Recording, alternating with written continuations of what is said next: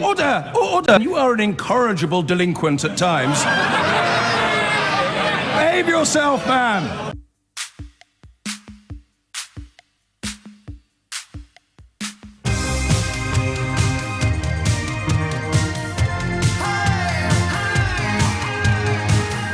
I just paused there to remember correctly the tweet I got last night that made me wonder how we'd handle the show today. It was a nice tweet. It said, all right, James, prove it. Do tomorrow's show entirely as normal, as if nothing had happened in London on Wednesday, as if there hadn't been a terror attack outside the Houses of Parliament.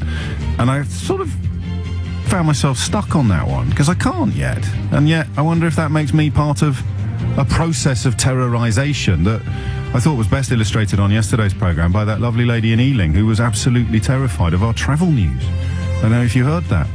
So this constant examination, contemplation, analysis adds to the impact of the actual atrocity, the actual act. And we'll get onto that in the second hour.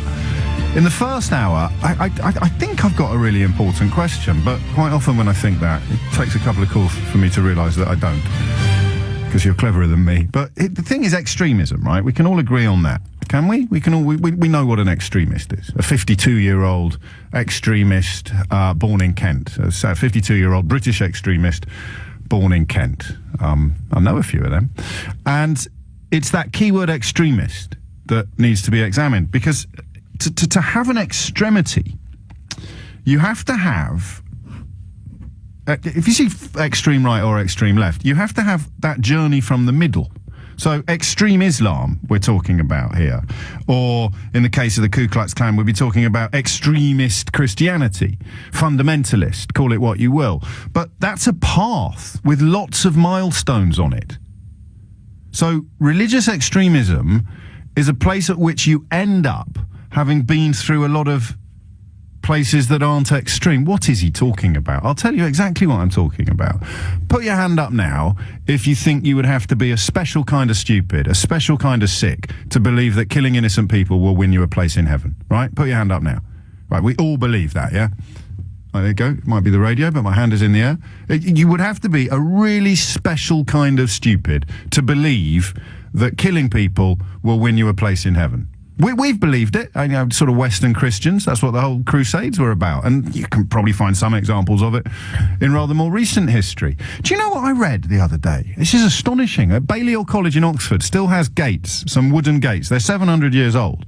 But it still has wooden gates that show the scorch marks of where the bishops Latimer and Ridley were burnt to death outside the gates of the college. In this country. It's an idea that sort of barbarism or religious extremism is something that we've never really faced until the recent Islamist threat is palpably absurd. They were killed they were burnt in public for being the wrong kind of Christians.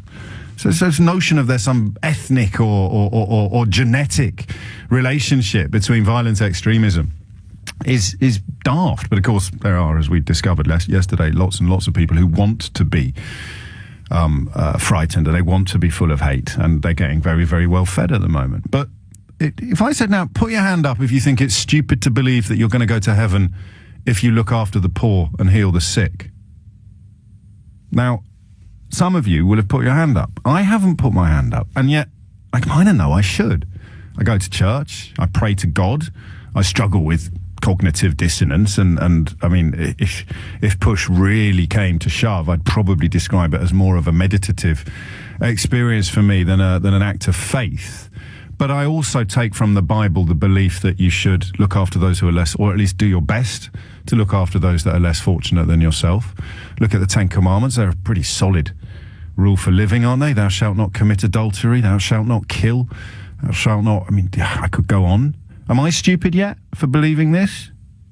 Because that's the point, isn't it? You can't be an extremist unless you start off somewhere believing that certain types of behaviour get you a place in heaven. Now, this fella who's apparently responsible for the murder of PC Keith Palmer and now 4 other people probably is about as religious as a Tonka truck when push really comes to shove. The process of radicalization in prison is just the process of replacing one lot of hatreds for another. You see that on both sides of the far right and the Islamist extremist debate. A lot of the people who have sort of cast themselves as skin-headed Quranic scholars have just progressed from being football hooligans. They found a new bunch of people to want to beat up and fight against. But if you take an extremist as someone who's at the end of a journey, which I think, and your phone lines are open, I'm thinking out loud on this, you take it as someone who's at the end of the journey, then what about the rest of the journey? When does the journey become problematical?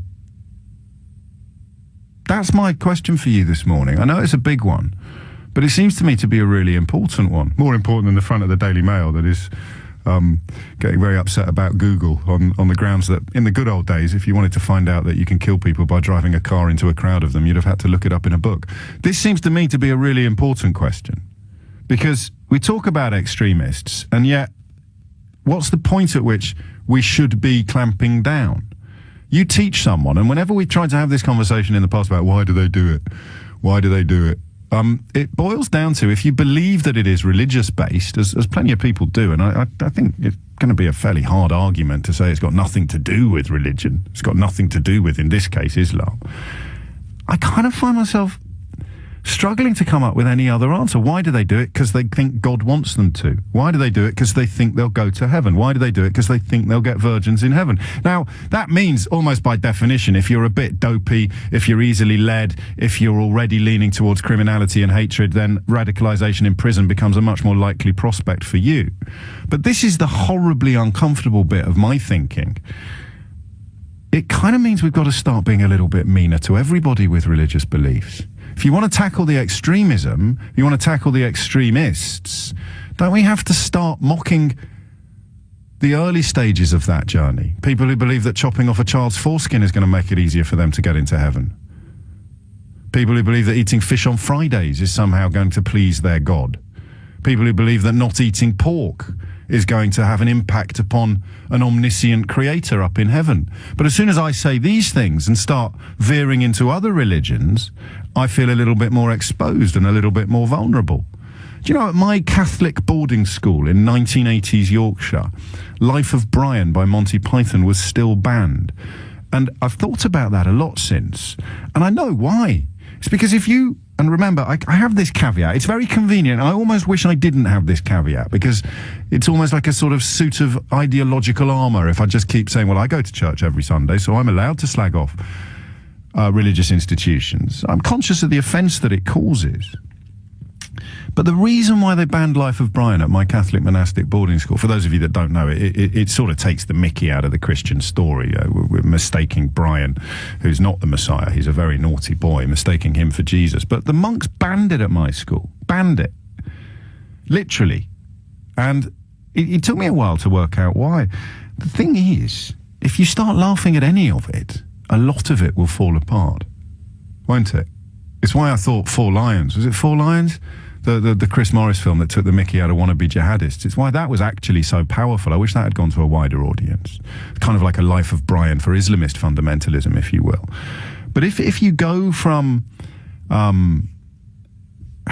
starting place to an extremity, you've got to examine every milestone on that journey. And if you examine every milestone on that journey, we should be taking the mickey out of circumcision. We should be taking the mickey out of dietary requirements. We should probably be taking the mickey out of vows of celibacy. All of these things you do on earth in the belief and the hope that it will get you into heaven. If you can't mock the relatively harmless stuff, and I'm afraid, if this offends you, tough, I don't put circumcision on the harmless bit. I think mutilating a child's genitals for any reason whatsoever is about as close to barbarism as it's possible to imagine. I'm not, unfortunately, Jewish or Muslim, so I don't have the armour of my own behaviour to protect me from criticism on that one, but that is who I am and it's what I believe. Deal with it. If you don't mock the relatively harmless stuff, such as dress, dietary requirements, I don't know, I saw a bloke in church once go out to get communion on his knees. Thought he was a complete Fruit Loop. Some people thought it was a wonderful expression of religious devotion. I don't see how you can ever untangle, unpick, defuse the extremes. 0345 6060 973 is the number that you need. Okay? So, scum? Yeah, all of them. Anyone who kills in the name of religion deserves our absolute contempt, our disgust. But if you want to stop someone else from doing it, and it is religiously inspired, then you've got to look at religion. And you can't just look at one religion. You've got to look at religion in general. And you've got to ask whether or not you can deal with... Because there's a lot of extreme views in other faiths, you know. You've got Opus Dei in the Catholic faith. Some of the Orthodox Jews, particularly in Israel, with their attitude to segregation of women and refusing to sit near them and things like that. It's astonishing. It doesn't get reported that widely here because, thank God, Jews aren't currently at the front of the firing line for religious-based bigotry. But all of these religions have extremes. And it seems to me that if that dreadful phrase political correctness actually does for once have a genuine meaning, it's the opposite of what a lot of people who use it think it is. A lot of people say, oh, you can't do this, you can't do that, it's political correctness gone mad. But if you then say, well, it's perfectly right that that woman at British Airways wasn't allowed to wear jewellery because there was a no jewellery rule. Oh, that's political correctness gone mad, you're not allowed to say what you want anymore. No, hang on a minute. You've got to be able to take the mickey out of the shallow end of religion, otherwise you've got no weapons left when it comes to the deep end. Do you buy that? Does that make sense to you? I think it's well, I mean, those of you kind enough to listen on a regular basis will not be surprised to learn that my level of conceit leads me to conclude this is quite an important observation, and it's one that, to go back to the life of Brian Bann at my school, the priests, the monks, the mullahs, the imams, the rabbis, the religious leaders hate mockery so much because once you start mocking the little stuff, there's a very real danger that the big stuff will fall apart, isn't there? So you eat fish on a Friday. If you eat a pork sausage, you're going to displease God. Well, don't be stupid. Right, there. Caused religious offence yet? You chop off a child's foreskin. You're disgusting. Caused religious offence yet? You kill a person outside the House of Commons because you think God wants you to. You're disgusting. Caused religious offence yet? When does it become offensive? Long before it becomes murderous, long before it becomes terrorism. When does it become extremism? I don't know. But I'm pretty sure that if we don't ask these questions regarding the baby steps of religion, we're never going to get meaningful answers with regards to the adult atrocities that religion leads some people to commit. Phone lines are full, which is an enormous compliment, actually, because I haven't actually asked you a question, really. So I'll just see what you want to say on this. The number, actually, I'll give you the number again as soon as there's some phone lines free. The time is 10:15. You're listening to James O'Brien on LBC. Now, I should have known this was going to happen. You've managed to put it better than me, but I was thinking out loud. TBB says, yes. Non-extreme religion is the gateway drug to extremism.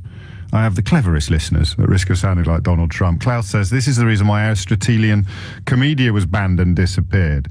And David says, spot on. I've been saying this for years, and I was also brought up a Catholic until I saw the light, no pun intended. We should be beyond dogmatic religions in 2017. The good religion does not justify the harm. The good religion does not justify the harm it causes. Spot on, James, says Stephen. To tell the ones at the back of the church they're wrong, you have to tell the granny at the front that she may be too. So what's the question? I think I'm going to go, if you forgive me, because it's not relevant to my own religion. The restrictions of Christianity these days are not that severe. Well, all right, I don't cheat on my wife. Let's use that one as an example. And let's pretend that the reason why I don't cheat on my wife is because if I did, I think God would be really unhappy, rather than my wife being really unhappy. She's pretty close to the same thing in our house. So if you believe you should chop your son's foreskin off because it's what God wants you to do, and I'm not allowed to criticise you, condemn you, or laugh at you, or actually call for the law to stop you, then how can we also criticise someone for killing a human being in the belief that it's what God wants them to do? Paul's in Enfield. Paul, what would you like to say? Yes, you made an interesting point about this journey that you get to the extremism. And I'm a practicing Hindu, and I guess I'm on a journey, but my journey nowhere along the line can resort to any kind of harm to any other human being. And I find that value shared in most religions, if not all, or most religions. Well, I hesitate. I'm not going to keep, forgive the turn of phrase, I'm not going to keep pulling out the foreskin on this one, Paul, but circumcision is harm. Yeah, but that's why I said most religion. I think. Well, that's Islam and Judaism, mate. That's half the world of people who describe themselves as having religious faith. Yeah. Well, you got 1.2 billion, Hindus who don't believe in harm. But I take issue. That's one issue. But secondly, you referred to the incidents that yesterday and the aftermath, and I like most human have the instinct of looking for blame and maybe some kind of resentment, hate. But that is more to do with frustration. More to do with frustration that doesn't translate into killing anybody or maiming anybody. And that's a different kind of hate or extremism that purports in some other type of faiths where it actually transcends. Well, but you're going for a hierarchy of faiths now, saying mine's okay, but the others are dodgy. Well, I didn't talk to me about saffron terror. Talk to me a bit about saffron terror. What's the relationship between saffron terrorism, which is kind of Hindu national? In this country, I don't recall ever happening in UK, Europe. No, but we're talking about the world. Hindu's not confined to the UK and Europe, is it, Paul? Or are we talking about Hinduism as an international religion? I think it's unfair for you to maybe make a reference to one incident or several incidents that happened in one particular corner of the world. But we're talking about a worldwide problem here. Mate, I've got to look. There's no saffron terror all over the world. Wind your neck in, will you? We're talking about Hindu terrorism, and you're saying, "Oh no, I don't want to talk about that. I just want to talk about the other kind." So, what's the relationship what is the relationship between Hindu terrorism and your Hinduism? Well, I'm living in the UK, so I'm referring to incidents that happens in this country. I don't know of any Hindu terrorism or saffron terrorism that you're referring to. Well, I'm talking about all acts of religious terrorism around the world for the last 2,000 years, and that is the parameter of this conversation. So you've rung up to say, my religion, Hinduism, doesn't do any of this, and I've pointed out to you that it does, and you're just saying, what do you want to do, confine it to Enfield now? Well, no, I mentioned about a journey that doesn't lead to necessarily violence. Now, because it doesn't necessarily lead to extremism. 99% of the world's religious observers don't end up extremists, but people in your religion do, people in my religion do, people in Islam do, people in Judaism do. Can you stop that happening unless you start taking the mickey out of people like you and me for believing what we believe? Well, in today's world, I don't think you hear many instances of other, like Hindu or saffron terror happening all over the world in the same manner, in the same volume, in the same harsh and like the Paris terror, the yesterday terror. That is, the two are just incomparable, James. The two are just incomparable in terms of numbers, perhaps, but not in terms of. And I apologise for not making this clear enough in my interminable introduction that made it incredibly clear. Not in terms of what religions have in common, which is that all of them lead to extremism. So can you stop the extremism? Can you condemn what the extremists do without making it easier to take the mickey out of the non-extremists? I don't see how you can. Tell me how you can. Well, I'm not quite sure what line you're taking there. Well, then you should have worked it out before you rang in. Eleanor's in Romford. Eleanor, what would you like to say? Well, hello. It's actually a subject that's very, very close to my heart. And I think your text before said it really, really well about a gateway into more extreme behaviour. And what it is, I was born Jewish. I'm not practicing Jew. I'm agnostic. I believe that it was a flawed way through which we evaluated the world thousands of years ago and is now pretty redundant. I have a son. He is not circumcised, but when I was pregnant with him, it was a big decision for me to have to make. I struggled with it because in my head, in my programming, my childhood tells me boys are circumcised. And I think that's the key to it. I think that a lot of it is because it's children that are told these things, and then they grow up into adults still believing in Father Christmas, I'm afraid to say. Well, yes, but there's nothing wrong, and bearing in mind there'll be children listening, so there's nothing wrong in believing in fairies at the bottom of the garden, unless they make you do bad things. But if the original belief... Doesn't that distract you from... You're going further than me. You're going further than me. It's actually believing in them if it's almost certainly daft to believe in them, whether you're doing bad things or not. You're part of the problem. Is it daft or is it just non-productive? Because you're not evaluating, really looking at the universe and trying to decide what it is. If you're sidetracked with a load of rubbish. No offence, I'm so sorry to anybody who believes, but come on, we've moved on. I know. Why are you saying no offence? Because if you said, I think it is absolutely barbaric to believe that killing innocent people on Westminster Bridge is going to get me into heaven, you wouldn't add no offence then, but that's a religious belief. Yeah, that is a religious belief, and I agree with you what you said the first hand, that everybody, even if they're not extremists, if they're just having Friday night dinner or whatever, people do, that is based around religion. I do believe that should also be So gone.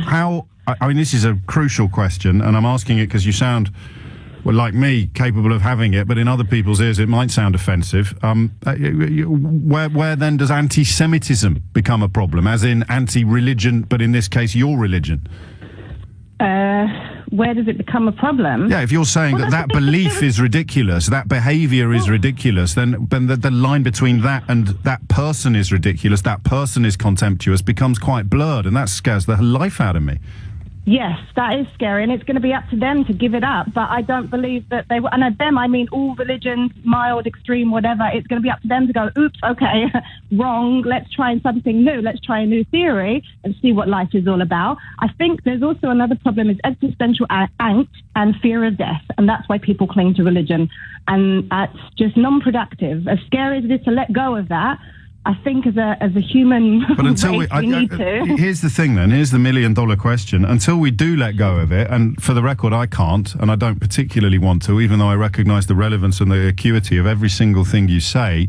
I'm not going to lie to you, Eleanor, I talk to my dead dad when I'm in church, and I can do it in a way that I haven't found that I'm able to do anywhere else in the world. It works for me, and I know that makes me part of the problem, not part of the solution. But unless you get rid of it all, are you ever going to be able to get rid of extremism?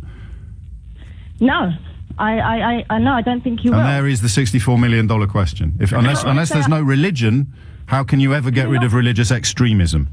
Could you not find another way to communicate your emotions with your dead father? Yeah, of course I could. Of course I could. My father through Led Zeppelin. You know, each to their own. So. Do you know, just to knock your socks off, where my dad was alive, he took me to Far Forest Village Hall for a fundraising concert that was being done in order to support striking firefighters. And guess who appeared on the stage? I didn't know who he was, but guess who appeared on the stage? Got to be one of Zeppelin, right? Robert Plant. Oh, there you go. At right? the age of about 8, I saw Robert Plant playing guitar on a stage in a Worcestershire village hall. And while you're here, actually, awesome. When my mum in Kidderminster had a dress agency, she'd do little fashion shows in schools and stuff like that. And one of her top models for the older woman's dresses was, guess whose mum it was? Yeah, I don't know. Blow me away. John Bonham's mum. That would have been an act of faith in your house growing up, right? No, I don't know about that. Eleanor, take care. So you can have the conversation, you can say the dangerous things, you can tackle the difficult issues, you can part laughing. It can be done, because you don't want it to be done. Some people won't want it. A new low for James O'Brien, comparing circumcision to Islamist terrorism. You can choose to be that stupid if you want. I think it's time people like me and Eleanor and probably you listening to this, I think it's time we stood up and said, actually, let's not let the stupid people govern these conversations anymore. Let's bring back contemplation and consideration to the clever people. Why? Because they're generally better at it. And I sometimes think when I say stuff like that, it's time to reclaim the conversation from the thick people and bring it back to the clever people, because that's the only way you ever make any progress. I think, oh, that's a bit strong, mate. And then I get texts like this: wow, all religion leads to extremism. You spout some rubbish. I'm a Buddhist extremist. Ha ha ha. To which you just respond by saying, mate, I mean, even Google could help you fight that level of ignorance. Have a look at what's going on in Burma. Have a look at the, is it the Patriotic Association, the National Patriotic Association of Burma, led by monks. All ideologies lead to extremism. That's the point. And then with someone like that, and this is very emblematic of modern Britain, you have a look at what other tweets they've sent to LBC recently. Why are there terror attacks, Mr. Khan? Simon Woolley from Operation Black Vote sounds like a racist. And then a line about the rape epidemic in Sweden that's being withheld from the news. So no mysteries where that genius is getting his information from. But when he takes his head out of his backside, he might have a crack at this question, which is, if all religions admit the possibility of extremism, can you ever deal with the extremes, whether it's the Ku Klux Klan or the headbanger, the murderer, the scumbag responsible for the attack upon Westminster this week? Can you ever really unpick them? If religion leads to them, then don't the entry stages of religion lead to them? 0345 60 60973. Jim's in Kingston. Jim, what would you like to say? Oh, James, thank you. This is the first time I've actually phoned into a radio phone-in program. But I've been you don't get a pen. You don't get a pen, unfortunately, Jim. Those days are behind us. Nothing. Nothing. Not even a car sticker. Okay, but thank you. I'm encouraged by your enthusiasm for the less sick caller in, and I hope I make that category. Good. Listen, what I wanted to say was, it's a terrifically important and very interesting debate, and I think it would be help to get a bit of clarity into it if we try to make a distinction between religion and culture. There are cultural practices that kind of put on the clothes of religion in order to give them some kind of legitimacy or supernatural sanction or whatever you like, but in fact have very little to do with religion. And I think the indication of that, or an indication of that, is the fact that some people who aren't actually practicing the religion they were born into still keep up with the cultural practices. I mean, I think as you and I, cultural Christians, you're certainly more of an observant Christian than I am. I'm a Christian atheist. Mull that over. I understand. In the same way that the lady before the news was a Jewish atheist, actually, or a Jewish agnostic, I think. Exactly. But you derive comfort from some of the traditions. Is that what you mean? Even Richard Dawkins likes Christmas carols. Yes, and I think it's more than comfort. It's comfort makes it sound a bit trivial. I mean, I have Jewish friends of mine who aren't religiously observant, stick to the dietary formula because it's part of their identity. They're very proud of being Jewish. I'll give the game away. I'm a humanist celebrant. I conduct funerals for people from all sorts of religious and cultural backgrounds, and some of the most interesting are like the lady in Ilford, the people who are culturally Jewish and proud of it, but have left the religious aspects all behind. Which is kind of quite counterintuitive, but it makes or dissonant, cognitively dissonant maybe, but it makes perfect sense. Where's I mean, this is such a simplistic question, but where's the problem line then? Where does peaceful observance of relatively ridiculous beliefs lead into dangerous observance of even more ridiculous beliefs? I think the word is beliefs. Well, that's the problem, isn't it? Yeah, it is. It is.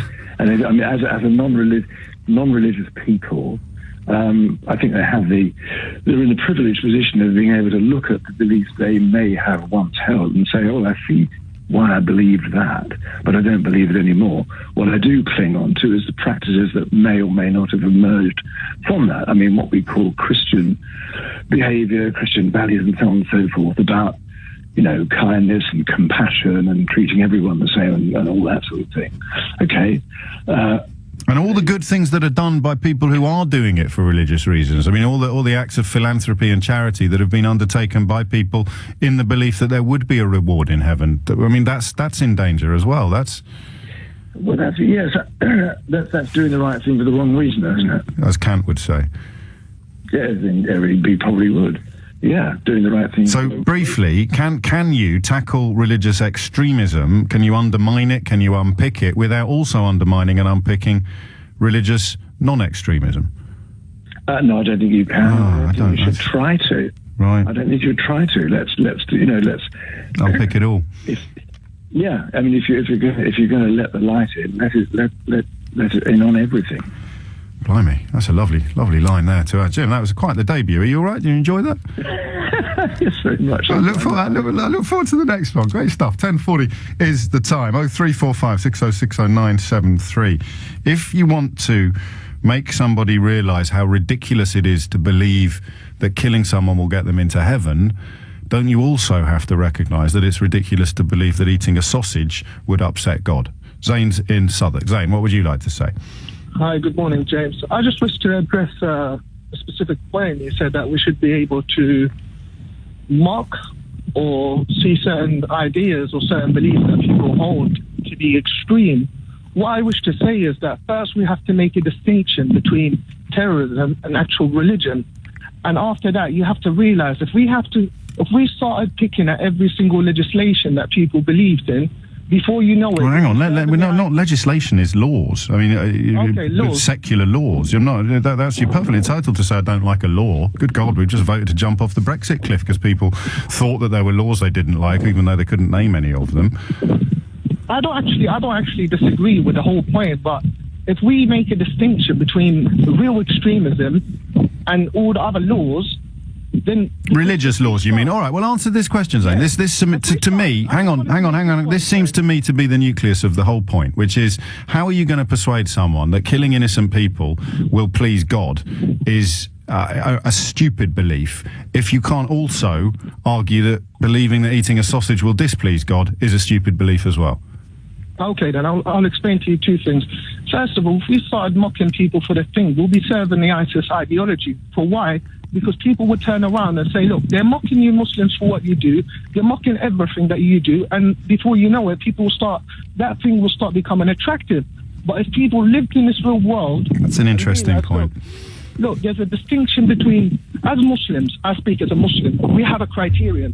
All these people, we can refute them easily. What it is that we have a revelation from God. This is what we believe in. Yeah, I'll stop you there. Because we're confining the conversation this hour to things that are evidence-based and demonstrably true. So let me run something by you that's evidence-based and demonstrably true. A bloke killed innocent people on Westminster Bridge and outside the House of Commons on Wednesday, almost certainly because of a process of religious radicalisation, which would have involved him being persuaded that that's what God wanted him to do. Now, you, as a practicing Muslim, believe that God wants you to avoid sausages. Am I right? Okay, can I just... No. I want you to address my points. Am I right? You believe that God wants you to avoid sausages. Okay, can I just explain one point? I eat sausages. It's a different matter. So you do eat pork? No, not right. Okay. So God wants you to avoid pork sausages. You believe that, right? Okay. I have evidence from the Quran that Allah has made pork impermissible for me. Now, where's his evidence for what he has done? He would point to Quranic verses that he believes justify his actions. Okay, then now I'll tell you one thing. We have something called exegesis, which is the explanation for why these verses were revealed. Yeah. Now, see, the thing about not having evidence-based, demonstrably true contributions to make is that for everything you cite Quranic justification for, somebody else at the moment, oddly, it's Islamist fundamentalists and barely literate white skinheads who found these verses on the internet. They will cite verses that they believe prove the opposite of you. So I'll come back to the central question that you phoned in to answer, Zane, which is, if you believe God doesn't want you to eat a pork sausage, and I believe that's ridiculous, why do you think I shouldn't be allowed to say so? To be honest, I respect your opinion. If that's something you hold, I believe that's up to you. You're free to hold your own opinion. But at the same time, I believe if you go around mocking Muslims for not eating... and Jews. And Jews. And Catholics for eating fish on Fridays. Yeah. And Hindus for being vegetarians or not eating cows. Case, though, to be honest, if we're trying to unify upon something good, it's not a case to start picking up at all these little things. So if you don't tackle the baby steps, the beginning of the religious journey, how can you tackle the end of it? To be honest, I don't think that if someone didn't eat pork and someone didn't do all these little things, it will lead them to become an extremist. I think that's an absurd claim, to be honest. Well, you're joking, aren't you? That's the very definition of orthodoxy, is the more slavishly you adhere to what you think your religious text has told you to do, the more orthodox or extremist or fundamentalist you become. That's a matter of historical fact. This is the toughest question of all. I'm not expecting to get an answer to it, but my God, it's important to ask it. You want to reclaim these debates from the racists and the idiots, you've got to ask yourself this question. Would there have been Christians burnt at the stake in this country if there wasn't any Christianity? No. Would there be Islamist extremism if there wasn't any Islam? No, obviously. Would you have Buddhist terrorism in Burma at the moment if there wasn't any Buddhism? No. And yet, as a churchgoer, I hate the idea. It's communist, it's Stalinist, it's Maoist to get rid of all religion. And if you look at those examples, if you look at Stalinism and Maoism, didn't exactly do away with terror, horror and atrocities when they tried to do away with religion. Where's John Lennon when you need him? And it is, I presume, a question that's almost as old as time itself.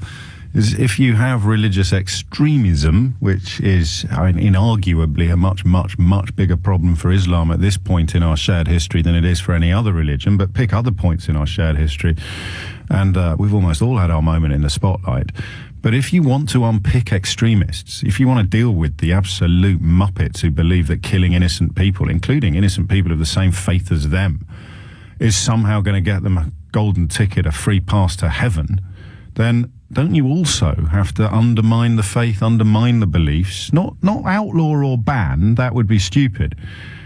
That would be fighting the flames of hatred by pouring petrol on them.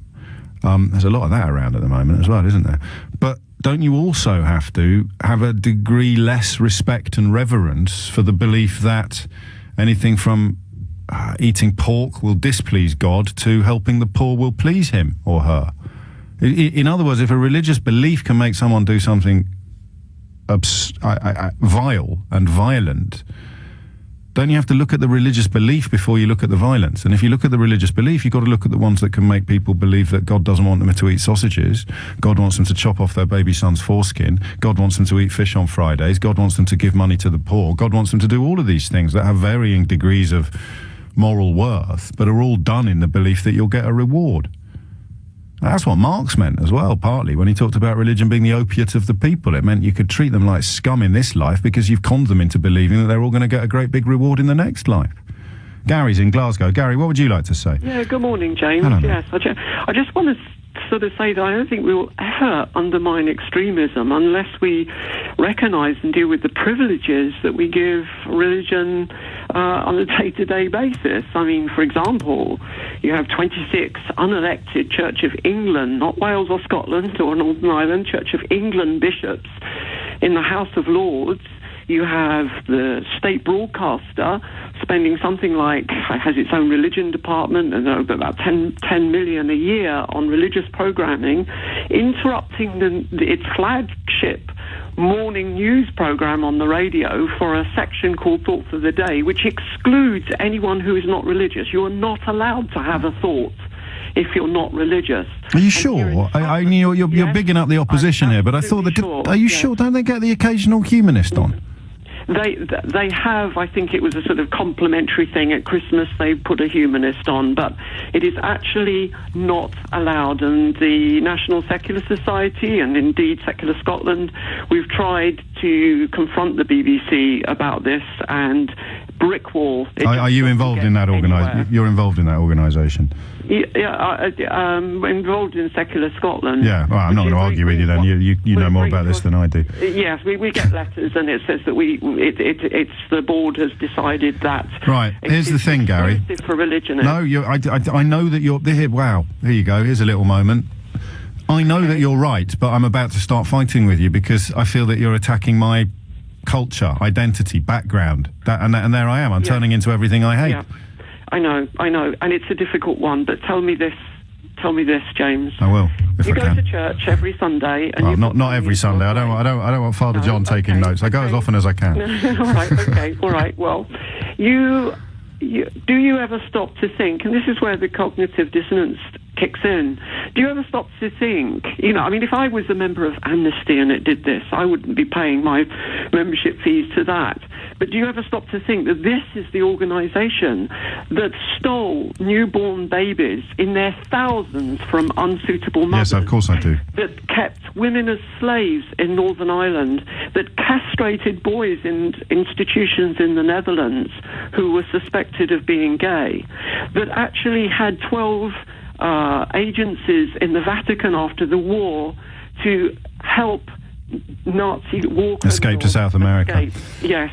Including, yes. Of course, I am aware of all of that. I'm not going to lie to you, Gary. It's not at the top of my. It's not at the top of my thinking list when I sit down to do my Our Fathers of a Sunday. But I do what most people do, and I honest about it. It conflicts. Yeah, of course it does. And I try to disassociate my time in church and my interaction with religious people from the history of my personal religion, but I think everybody does, don't they? Otherwise, what about the Protestants who were burning bishops and the Catholics who were being dragged out of... But James, take a step back now. All right, I am. Here in You're Scotland... Good. Yes. Here, I'm very nervous on the radio. You're doing brilliantly. But in Scotland, we have 32 education committees, and when the council elections are finished, 3 take their seats from religious parties, one from the Catholic Church, one from the Kirk, and one from whatever religion has the most muscle, to take unelected positions on the education committees.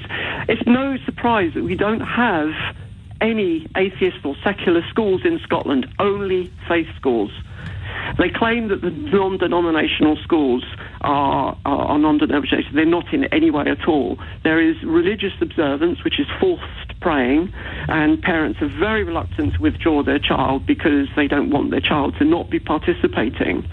And, of course, you've got Catholic schools, and I've witnessed some of the most awful, profoundly awful examples of how they deal with things like sex education. Me too. Firsthand, and I just left. They banned my magazine, Gary.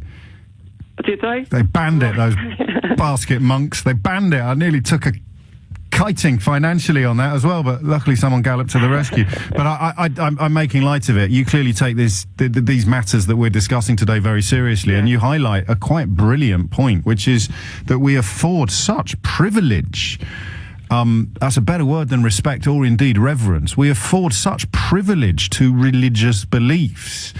We kind of sacrifice the right to be outraged or disgusted when religious beliefs lead people to do outrageous or disgusting things. Yes. I want children to be in schools that are neutral. The last secular schools actually closed in the late 19th century. In Scotland? Very good across the UK. Right. And they had very good exam results.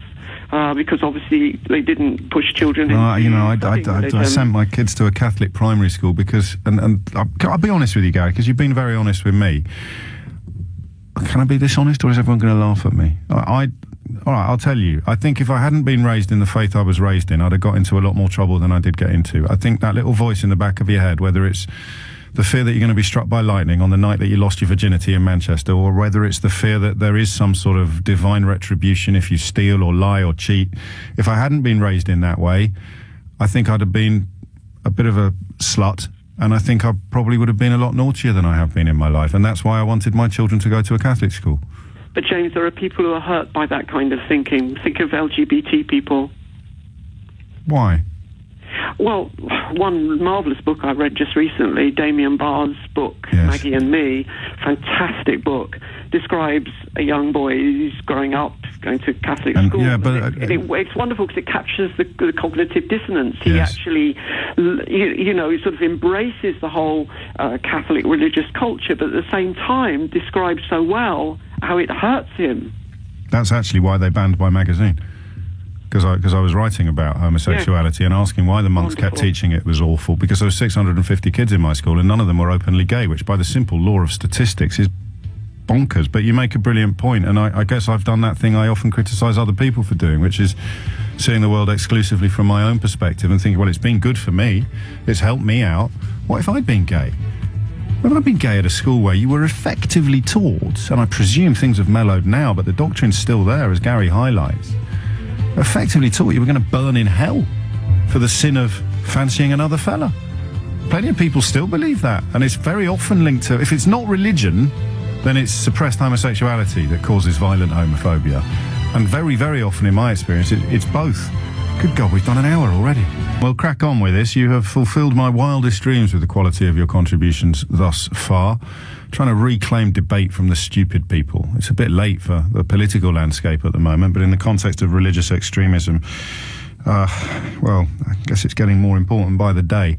I also forgot, I was so keen to remember this. I actually wrote it on my hand last night before I went to bed so that I would remember when I got up this morning to say hello to some new friends that I made last night. But typically, I mean, it rubbed off in the course of the night, so I completely forgot. So would you just allow me to say hello to my new friends, Jackie, who will be listening in Hayes this morning to LBC, and Kevin, who will probably not hear this until he gets home from school and his mum plays it to him. And I met both of them at Hillingdon Autistic Care and Support last night, which is one of the charities that Globals Make Some Noise.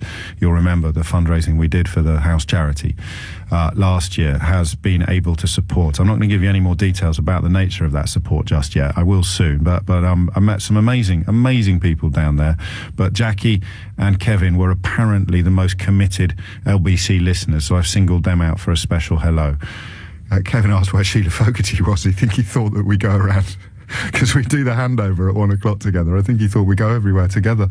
So I told him she was probably in the pub. It's 5 minutes after 11. Let us continue with the conversation that we've been having. If you just tuned in, it's a biggie, isn't it? It really is. And I mean, the simplistic end of it would be, if you're going to successfully explode the idea that God would be pleased if you drove a car into innocent people on Westminster Bridge, don't you also have to, although it's a much less urgent mission, don't you also have to, or don't you have to start by exploding via mockery the idea that God doesn't want you to eat pork sausages, or in my faith doesn't want priests to get married, or wants us all to eat fish on a Friday? What's the most restrictive Catholic? I mean, some elements of the Catholic faith, people wear hair shirts and whip themselves, but it's not a biblical requirement in the same way that diet and circumcision and other things are seen to be Quranic requirements. So that's the simple question: is how do you absolutely destroy the idea that God wants you to kill people, that will please him and get you into heaven, without also taking aim at the ideas that aren't extremist but are, quotes, relatively ridiculous, end quotes, like dietary requirements or anything actually that you do because you think God wants you to. Lots of good stuff you do because you think God wants you to. 19th century continental philosophy was all about building a moral framework for good behaviour that didn't rely on God. And despite doing a degree, or it being part of my degree, I've only relatively recently realised why that was so important. And I think this is part of it. Might be going a little bit far now, even by my standards, but I think this is why Hegel and Kant and philosophers like that did the work that they did, because they recognise that if you use religion as a basis for moral judgment, if you use religion as a basis for determining what behaviour is good and what behaviour is not good, then you can't shut the gate on extremism. You can't shut the gate on burning Joan of Arc at the stake, or dissolving the monasteries and killing Catholics, killing Protestants in the previous reign when Mary was on the throne. If religion is allowed to be the moral arbiter by which we decide which actions are good and which actions are bad, you're always going to get extremism, religious extremism. Whew. Come on, stick that in your pipe and smoke it. Stick that in your thurifer and wave it. Catholic joke there. Francis is in Croydon. Francis, what would you like to say? Morning, James. Hello. Hi. I guess I wanted to just say that I think a lot of these people would like to blame it on religion as such, but I think, isn't it just the people, and the people are just people who allow themselves to be indoctrinated, people who maybe have something missing from their life, so they choose religion as a way to act out. And if it wasn't religion, would it not be something else? The football team that they supported, you support them, I support them, so let's just have a big fight. I'm not suggesting that if we could somehow diffuse religion and religious extremism, all violence and tribalism would disappear. I mean, the biggest difference, I suppose, with regard to Islamist fundamentalism is that they're happy they kill millions more Muslims, or thousands more Muslims than they have non-Muslims. So the idea that that's sort of team-based is even more opaque than it is in other contexts. But the idea that God will be pleased if you do it does not apply to football teams or other forms of tribalism, does it? No, but I do think it's an excuse for these people to behave badly, and I guess if you take any religious yes. Sort of belief as a whole, anybody who's thinking sanely about it would see that they all preach good. They all preach that none of them preach about killing. These are just people who have, as I say, are just maybe bad people, or people who've had things missing in their life, who go down this route and then pick on these tiny little phrases within these books to then give an excuse for the behaviour that they actually then exhibit. Maybe. I don't know that would work right across the board. I think that trying to define an Islamist extremist as being part of an easily identifiable group is probably pointless, both psychologically and politically. But I do think that the reward in heaven seems to be a recurring theme, whether you're talking about 72 virgins or not. That does seem... I can't quite imagine circumstances in which a suicide attack could be contemplated by a even slightly sane person, unless the idea was that my life doesn't end with my death, if you see what I mean. And that is fundamental to all religion, isn't it? is that perhaps an excuse that they use for themselves? No, I don't think. I don't see how you do it. Just put yourself in their boots, if you can, for a minute. How could you even imagine doing that unless you believed fairly passionately that you were going to get, after you were dead on this earth, you were going to get a fantastic reward somewhere else? God was going to be delighted with you. Now, the process of persuading someone to believe that is disgusting, obviously, and something that needs to be better understood, better addressed, better clamped down on. But I don't think you'd undertake this type of terrorism unless you believed you were going to get a reward in heaven. Yeah, I still just come down to the sorts. Have they got something really missing? I mean, I was brought up in a Catholic faith, and but at the same time, I'm a physics teacher, and so I have that to contend with. But for me, I also believe that if I had been brought up in a Muslim family, I would be Muslim. If I had been brought up in a Hindu family, I would be Hindu. Yes. Perhaps. And you wouldn't be an extremist, that's what you're saying? No. Yes, I agree. I'm the same. Because I see that, because all of these religions just promote me being a good person and doing as to others as I had done to myself. But if I had something really missing in my life, something that one of my friends was quite fanatical Christian for a while. And when you actually hear about his backstory, you can see perhaps why he went that way. And it wasn't until he started to sort out those problems and I guess found love in his life that he then pulled himself back from that. I understand what you're saying. I hope everybody else does as well. And I'm not going to argue with you. I completely agree with you. And I'd go further and I'd say hate recognises hate. So the reason why the far right and the Islamist fundamentalists are so much closer to each other than they are to the rest of us is because they recognise that propensity to violent hatred. And you don't, and I don't. There's nothing that would make me kill an innocent person or attack someone because of their creed or colour or ethnicity or judge someone differently according to where they come from. But people who do want to do that, they recognise the fundamentalism in the other people and they kind of, I just wish we could lock them all in a room and leave them to it. But the problem is that once God is there, you can't take him out again. Once he's part of the equation, whether it's over eating sausages or raising money for the poor, once he's part of the equation, I don't see how you can stop that equation one day becoming, in one warped mind or 100 or 1,000 warped minds, God wants me to drive my car into that bridge, or Allah in this case. Yeah, I just wonder again, comparing it to the far right, why are the far right doing it? What have they got in Well, their usually head? it's white supremacism. But what do so we're saying with the so that's how you can get someone blaming blaming a crime committed by, you can get a 52-year-old man born in Kent, a 52-year-old British man born in Kent, blaming the actions of a 52-year-old British man born in Kent on uncontrolled immigration, as one of my colleagues tried to do yesterday. That's where extremisms meet, where your ideology, which in this case is hateful racism, can be used and moulded to fit any occasion, which in this case is hateful terrorism. They're much, much closer to each other than they are to anybody else. So the Islamic extremist does it because he or she believes that they're going to heaven and that's what God wants. Yeah.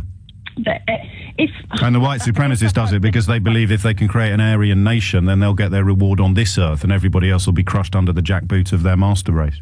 Yeah, but I'm just wondering then, it's about this, again, it's about something being missing and about them. Yeah, of course it is. Love. Something. And if it wasn't, yeah, exactly. And if love and humanity. It's missing on both sides, both 52-year-olds. About God loving them, it's about creating... Actually, do you know what? It's even simpler than that, isn't it? It's about loving yourself, first and foremost. Yeah. Until you love yourself, no one else is... It's about being happy with yourself. It's about not having... There's something fundamentally missing from these people's lives. Yeah, but it gets you a gig on the radio, Francis, so it's not all bad. I'm cracking on. You've had a very good crack of the whip, and I'm going to carry on with some of these conversations, but only because the travel news is hard upon us, Francis. 0345 6060 973. People who crave power and have the desire for an army of followers, writes Ollie in Whitney, will make the religion work for their aim. He's right, and I think you could swap the word religion for the word ideology there. That extremism first and the religious aspect follows to suit. It's not the religion followed by extremism Religion is the vehicle, James, but not the driver, and I say this as an atheist. That's strong. The other angle I wanted to cover with regard to the terror attack, the Islamist terror attack in London on Wednesday, was media. Simon Jenkins, who was a controversialist when that meant sparking deep and difficult conversations rather than just going on the telly to say, to tell racist lies. God, I can't stop talking about my colleagues today. Back when being a controversialist meant sparking difficult and uncomfortable conversations, Simon Jenkins was the best in the game.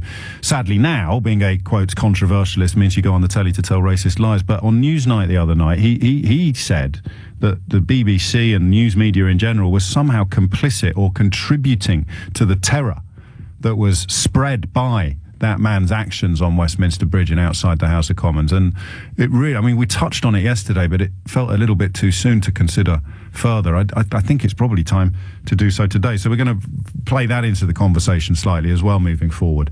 Did I just use the phrase moving forward?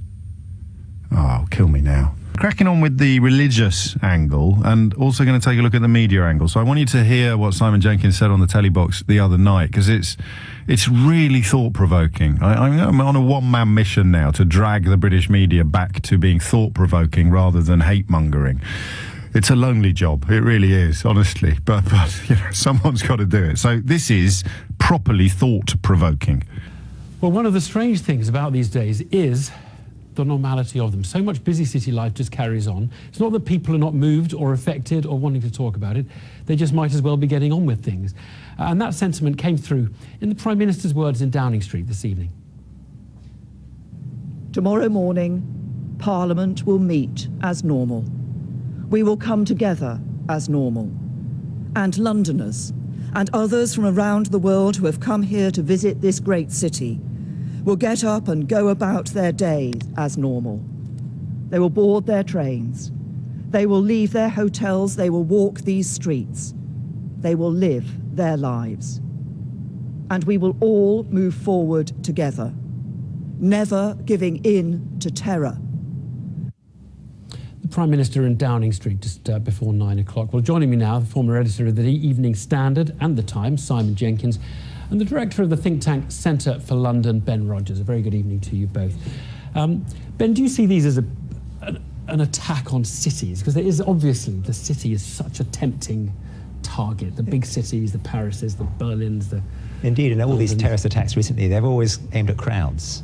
And cities are all about crowds. And I think it's easy to think, therefore, that you're particularly vulnerable in a city, because cities are crowded places. And every time I get on the tube, I think, you know, I'm vulnerable to attack. But of course, it's two ways of looking at this, because also, in a way, cities are where people crowd in and help each other. And lots of the worst stories we've heard in recent years about sort of child abuse or so on, these take place in closed, unurban institutions, you know, orphanages or sort of boarding schools. So, you know, and if you're walking down a country lane and a killer comes towards you, actually that's probably worse than walking down a crowded city street. So 100 metres from a hospital, no. Exactly, so. Yeah, so cities have a certain resilience. Simon, we have to choose on these occasions, don't we, between a kind of minimalising response or a maximalising response. And it's a dilemma, because you don't want to say it's nothing. We've had 40 people really badly injured and 4 innocent people tragically killed. On the other hand, there's a sort of, you don't want to kind of give them the publicity and the sense of event that you know they want to create. Well, that's what you've just done. I'm afraid. By devoting our programme. You're absolutely right. There is a choice, and the BBC today has made a choice, and they've opted, if I may say so, with the terrorist. But there is a choice. We can't ignore it. No one's suggesting you ignore it. And that's what people always say when someone like me protests about how much publicity you give these incidents. You have a choice of prominence. And the prominence given to them now, I think, is aiding and abetting terrorism. I really feel that. You should choose to treat it as a crime. Under the IRA terrorists, even under the PLO ones, we treated them as crimes. In this case, probably some crazy guy, for all I know, who's gone mad, he's done something really stupid and he's dead. It's a crime. All over London, people are doing crazy things with knives and cars, and people are dying. This happens to have taken place at Parliament, which is indeed serious, and people have died. I'm not underplaying that at all. None of us are. And it should be publicised. It's quite different from ascribing it with this tremendous clutter of politics and Islam and religion it's quite wrong, and it is a new phenomenon, not on the part of the terrorists. Terrorism is just a method of getting publicity. We're the people who give them publicity, and we're giving it to them now. Do you agree with that, Ben? Well, I mean, I do partly agree with it. I think, you know, it's struck by how much coverage it's got. I mean, it's an absolute tragedy for those involved.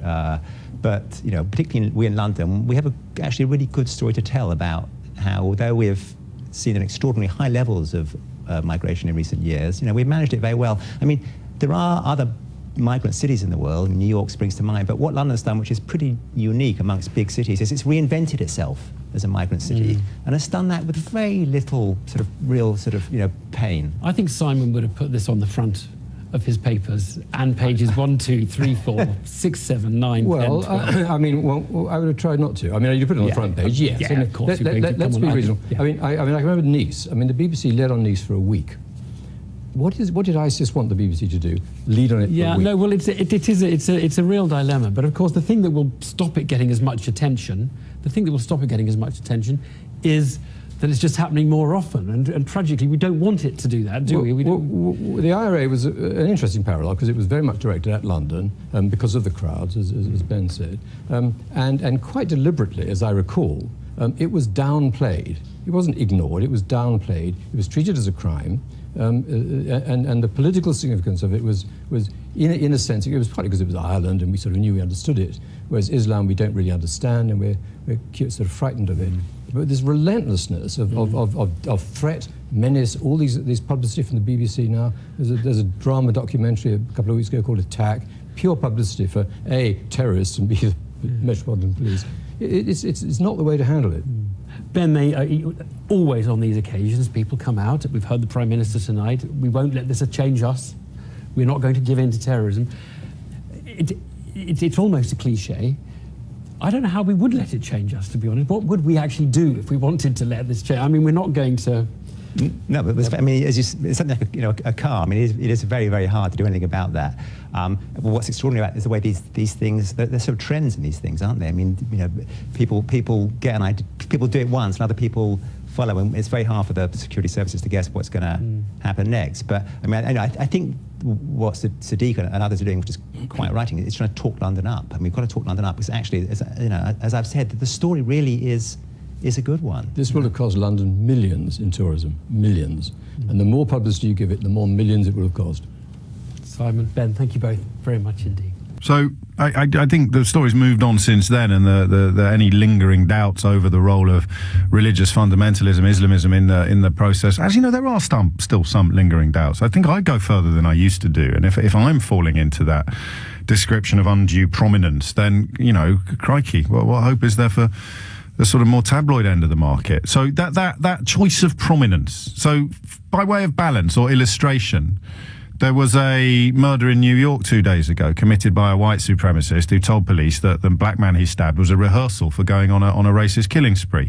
I don't think Donald Trump has mentioned that. That happened in New York City. I don't think Donald Trump has mentioned that, but he has mentioned the murders that took place in London, and he's spoken of the American victim of those murders, whose name emerged late yesterday. That's kind of proving Simon Jenkins' point, isn't it? You've got a white supremacist terrorist murdering an actual American in the actual American city of New York, and it's getting barely any coverage at all in the American media, let alone the British media. And then you've got the murders of an American and a police officer and 2 others in this country, and American media are all over it. Aided and abetted, of course, by racist liars and traitors from this country who are describing us as somehow being cowed or frightened or something like that. And that's his point. This prominence that you're giving. So if you were a white supremacist and you were mentally vulnerable to brainwashing or to extremism, you were contemplating committing a murder, and you saw this guy in America didn't really get much coverage, it would put you off. If you were an Islamist supremacist and you were contemplating committing murder and you saw the coverage that's been given to this atrocity, would you be more or less likely to go ahead? I told you we were going to ask difficult questions today, because I'll tell you what, someone has to. So I said to Caroline this morning, should we do all 3 hours? Because I got that tweet last night after I said to you, and my God, I've never meant a word that I've ever said to you in all the years we've spent together more than I meant the words I said yesterday about not being terrorised, not being frightened, not going to change my life. Absolutely never. Seriously, my dying breath would be to defend the freedoms and the beauty of this city. But the tweet I got last night said, all right then, James, and it was a nice one, and put your money where your mouth is. Tomorrow's show, just do a normal one. Pick 3 topics, maybe do Mystery Hour. And it's really stuck with me, that. I've struggled with it. I haven't got an answer to that. I think maybe I should have done, but it wouldn't have felt right. It would have felt wrong to do that today. Come Monday, when I'm back behind the microphone, probably normal service will have been resumed, and we'll be picking over the news agenda of the day, talking about the things that interest us. All right, I'm not going to lie. Talking about the things that interest me the most, in the hope that they'll interest you as well by the time I finish my interminable introduction. And so maybe I haven't put my money where my mouth is today. Maybe I haven't been defiant. Maybe I haven't refused to have my life changed by that terrorist. Maybe by talking about nothing else between 10 and 1, which is probably what's going to happen, it's only half time, maybe that is a victory of sorts. I mean, we sniggered yesterday at the suggestion, James, by not doing Mystery Hour, the terrorists have won. But I knew that was tongue-in-cheek. But often when things are tongue-in-cheek, there's a kernel of truth in them, otherwise they wouldn't resonate, would they? You might well have your tongue in your cheek, but if what's coming out of your mouth didn't somehow touch me, I wouldn't remember it at all. So what should the media do? Do we give too much prominence to these attacks? Are we wondering now whether the sort of social media tail is wagging the real media dog? So all these self-appointed scholars of Quranic scripture who've never read a book in their life but have logged onto some far-right website and found some incredibly inflammatory verses and take to social media in their millions to write about how every Muslim is secretly a murderer, and then when you ask them why there aren't more murders and more acts of terror around, they sort of, oh, well, they're not proper Muslims, they haven't read the Quran properly. I have, as a white skinhead who's never read a book. I'm here to tell you exactly what this complicated ancient religion teaches and stands for, and it's not what the people that follow it say it is, it's what I say it is. And we're kind of letting them set the tone of the debate, and their cheerleaders, whose names will be in the forefront of your mind at the moment, the sort of cheerleaders of the chomping, ignorant, hate-filled mob. I kind of think as a Christian, to return to the religious thing, our job is to let the light in, even if it brings you a cavalcade, an avalanche of hatred from these people. Even if it does, you're never going to make them feel better unless you take their hate. So come on, troll me. Troll me all you want. I'm going to keep bringing the light in, because one day your life will get better as a result. And you won't be walking around angry and frightened and full of hate unless you are absolutely determined that you want to. So what's the role of the media? A choice of prominence was the phrase that Simon Jenkins used. He's edited The Times, Simon Jenkins. He's edited the London Evening Standard. He writes columns or has written columns in most respectable national newspapers, and that's a really interesting phrase, a choice of prominence. So, specific to Wednesday's atrocity, how much prominence should it get? Should it get way more prominence than the 2 or 3 women in this country who die every week at the hands of a partner or an ex-partner? Because you can't name any of them from the last 3 months. I don't know. I'd feel daft coming on air. Maybe that's partly because I come on after Nick, and Nick piles in on these stories. I'd feel daft coming on air and not piling in too. But that phrase there, a choice of prominence. Does media coverage, this is a question I got for you. There aren't any phones line free at the moment, but I'll rattle through a few more religious ones and then we'll crack on with the media one. Does media coverage help the terrorists? I mean, obviously some of it does. The stuff saying, oh, it's worked, we're all terrified and frightened, you might as well be in the pay of Islamic State if you're going to say that kind of thing in public. They'll be rubbing their hands with glee. And of course it helps the other side as well. So if you're part of the kind of Trumpian far-right culture war, then you're going to want people to say, especially in America where they can't see what London is like at the moment, which is resolute, wonderful, beautiful, diverse, happy, bruised, yes, but never broken. But if you want to be pursuing that white supremacist agenda that's espoused by many of Donald Trump's closest team, then you want someone on Fox News saying, oh, it's really working, this terrorism. And I don't know where you're getting your checks from when you do stuff like that, whether you're getting them from Fox News or Al-Qaeda. They're both going to be delighted because they both want the same thing. They both want entrenched hatred. Arguably, when I said to you 6 months ago, about 2 months ago, Donald Trump needs a war, the only earthly way he's going to be able to keep the spotlight off the absurdity of his administration, the links to Russia now. His press secretary yesterday described the man that ran Donald Trump's presidential campaign for 5 months as an individual who once worked on the campaign. The Russian spotlight is getting so close that in order to do distraction, he's not going to be able to just tweet stuff anymore. He's going to have to send troops to foreign lands and hopefully whip up enough patriotism to distract attention away from the absurdity and the potential corruption of his administration. And if you're part of that project, and some television stations and websites in America are very much part of that project, what do you need? Well, you need the enemy to be much bigger than it really is, which is forgivable perhaps when you're just in the business of selling papers and chasing clicks on the internet, maybe, to tell lies about how a terrorist incident has been received in our town. Maybe that's just about forgivable if you're doing it for money and fame. But if you're doing it as part of a genuine project to prepare America for a holy war, well, I guess you've got to start hoping there isn't a God. Is extremism inevitable in the context of religion? In other words, if you believe that feeding the poor, helping the poor and healing the sick will get you into heaven, can you ever successfully explode the idea that killing people who subscribe to different ideologies from you will also get you into heaven? It's the promise of heaven that they have in common. I find that almost uniquely depressing as a question to ask, especially as someone who enjoys and derives enormous solace from religion and from going to church. Amazing course today. I don't think I've said this to you before, but I really would, if you're just joining us, download the podcast of this programme. I really would. Moving forward, that phrase that Simon Jenkins used on Newsnight the other night, a choice of prominence that the media has in regard to so-called terror attacks, and whether or not they actually somehow throw petrol upon the flames of the atrocity itself. Because I mentioned the white supremacist who stabbed a black man to death in New York City and told police, it's the day before the Westminster attack, told police that it was a rehearsal for a massacre he wanted to undertake on black people. Also in America yesterday, 4 people were shot. I think during a family argument at a bank, 4 people died. And I don't imagine Donald Trump's going to talk about that.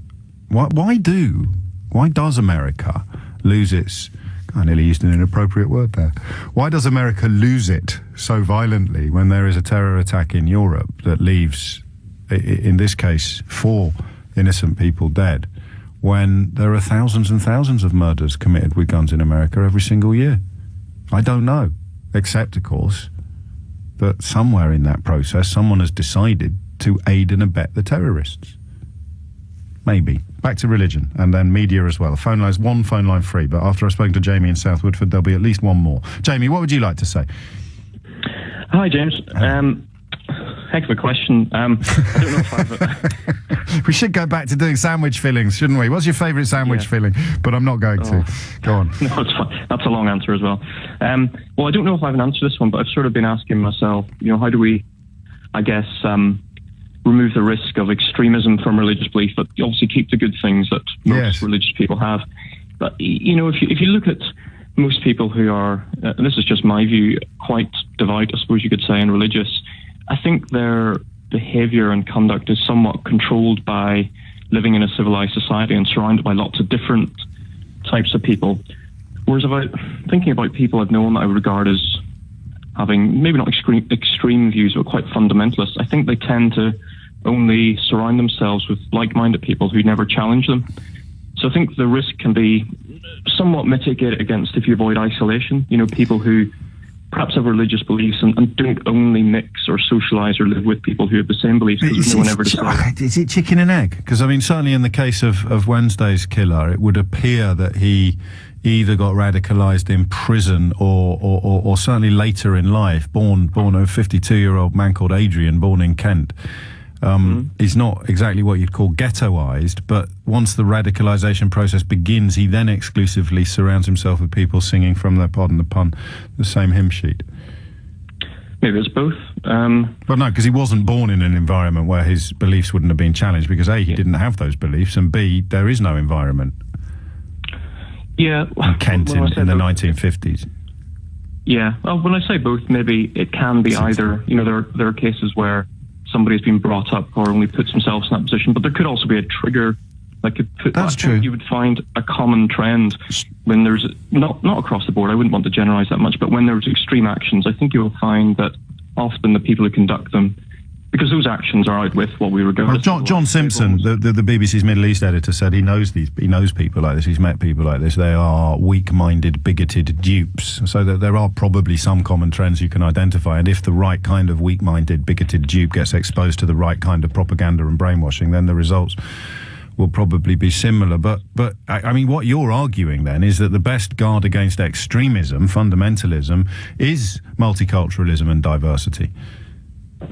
Well, potentially. I mean, you look at, just to use a personal example, unfortunately, growing up in Northern Ireland, I mean, I came from a mixed marriage, but I knew plenty of Catholics who hated Protestants and didn't know any, and vice versa, because they only mixed with people like them. And therefore, there's no one within that group who's going to challenge you and say, in fact, it reminded me of, do you remember last year you had an idea for a website? Go on. Where you could type in, tell me why I'm wrong. Yes. I remember this. Gosh, you've got to get out more, Jamie. You know, it just stuck with me, and I thought, well, maybe if you don't need a website, maybe if people are surrounded by people who will say that to them, that could be at least a start. I don't know. Yeah, well, and that would be the best way to undermine. But you know, unfortunately, as we've discovered on the political landscape in this country, you start telling people why you're wrong, you get shut down as part of Project Fear and told that you need to be taken off air immediately. I don't know that people are going to be that keen. Looking back on my business model, Jamie, I can see a few flaws in this idea that nobody wants to be told that they're wrong, do they? Well, when you came up with it, you thought you were going to be a millionaire from it. Even by my standards, that sounds pretty daft. I'm sure I'm going to have to dig out the programme. I can't believe it was as stupid as you're making me sound, Jamie. That was verbatim, honestly. Oh, man alive. All right, tell me why I'm wrong. Tell me why I'm wrong. Tell me why I'm wrong on 0345 6060973. Jamie, thank you. Matthew's in Upminster. Matthew, what would you like to say? Hi, I come from a little bit of a different background. I put my cards on the table. I'm an atheist. Sure. But I try and be an atheist that's understanding, you know, so I'm not like a militant atheist. I try, I don't believe it, but hey, you know, crack on. If that's what you believe, that's what you believe. Live and let live, but not, forgive me, live and let die. No. But when you said earlier about let's get rid of all the nutters and only having intelligent people phone up, this is where I somewhat, it bugs me a little bit, because I find that some people that I work with, they're incredibly intelligent and they're well-rounded human beings, but when it comes to the Bible, they believe in a talking snake. Yes, you put it like that, it's it certainly pause for thought. They believe a man lived inside a whale for 2 days. Do they really? Yeah. Well, you got full-on Old Testament colleagues then. Yeah. Wow. And this is. Do they believe that Methuselah lived to the age of 972 or whatever it was?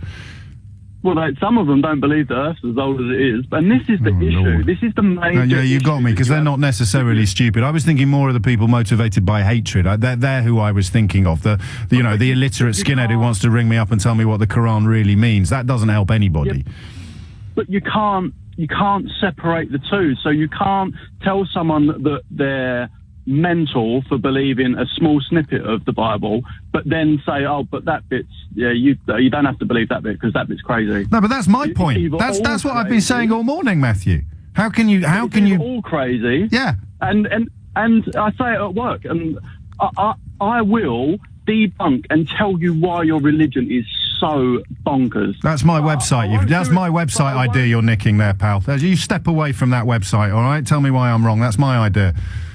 But I won't do it in such an. I'll hit them with facts, and if they don't believe me, then that's cool. Don't believe me. You know what I mean? It's up to you. But if your religion is that important to you, Why does it matter if I tell you why it's wrong? But this is my question. This is what I don't understand, and I think I do know the answer to your question, which is if you start picking away at the little stuff, the whole shebang falls apart. All unravels. And that's why monks and priests and imams and rabbis have far too much power and are clinging onto it by trying to shut down dissent and criticism. And most important of all, mockery. I don't know if you were listening at 10 o'clock. The monks that taught me when I was 13 years old banned Life of Brian. They banned Monty Python. And if you Google it, it wasn't uncommon. I mean, it caused enormous upset throughout the Christian communities in this country because it was saying, look, it's all a bit silly, isn't it? And if you start thinking it's all a bit silly, not only are you going to stop putting money in the collection plate every Sunday, eventually you're going to stop going to church at all.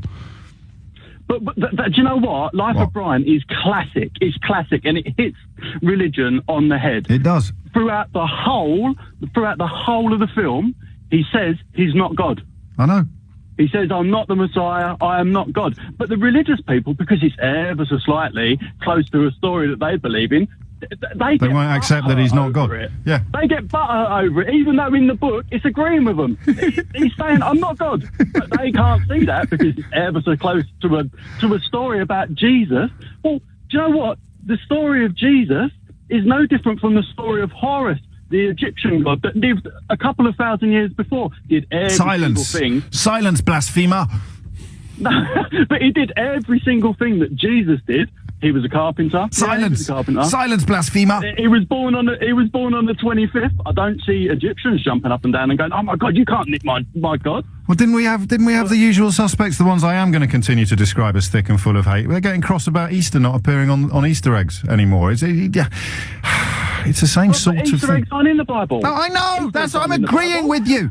Blasphemer. Oh, do you know what, James? Blasphemer. Do you know sometimes? Go on. I'm actually pleased that I don't believe, and not because my life's empty, because my life's really rounded, and I'm sometimes of a humanist. Matthew, I'm pleased that I don't believe. That I do believe a bit. I wish I could find it easier to leave it all behind.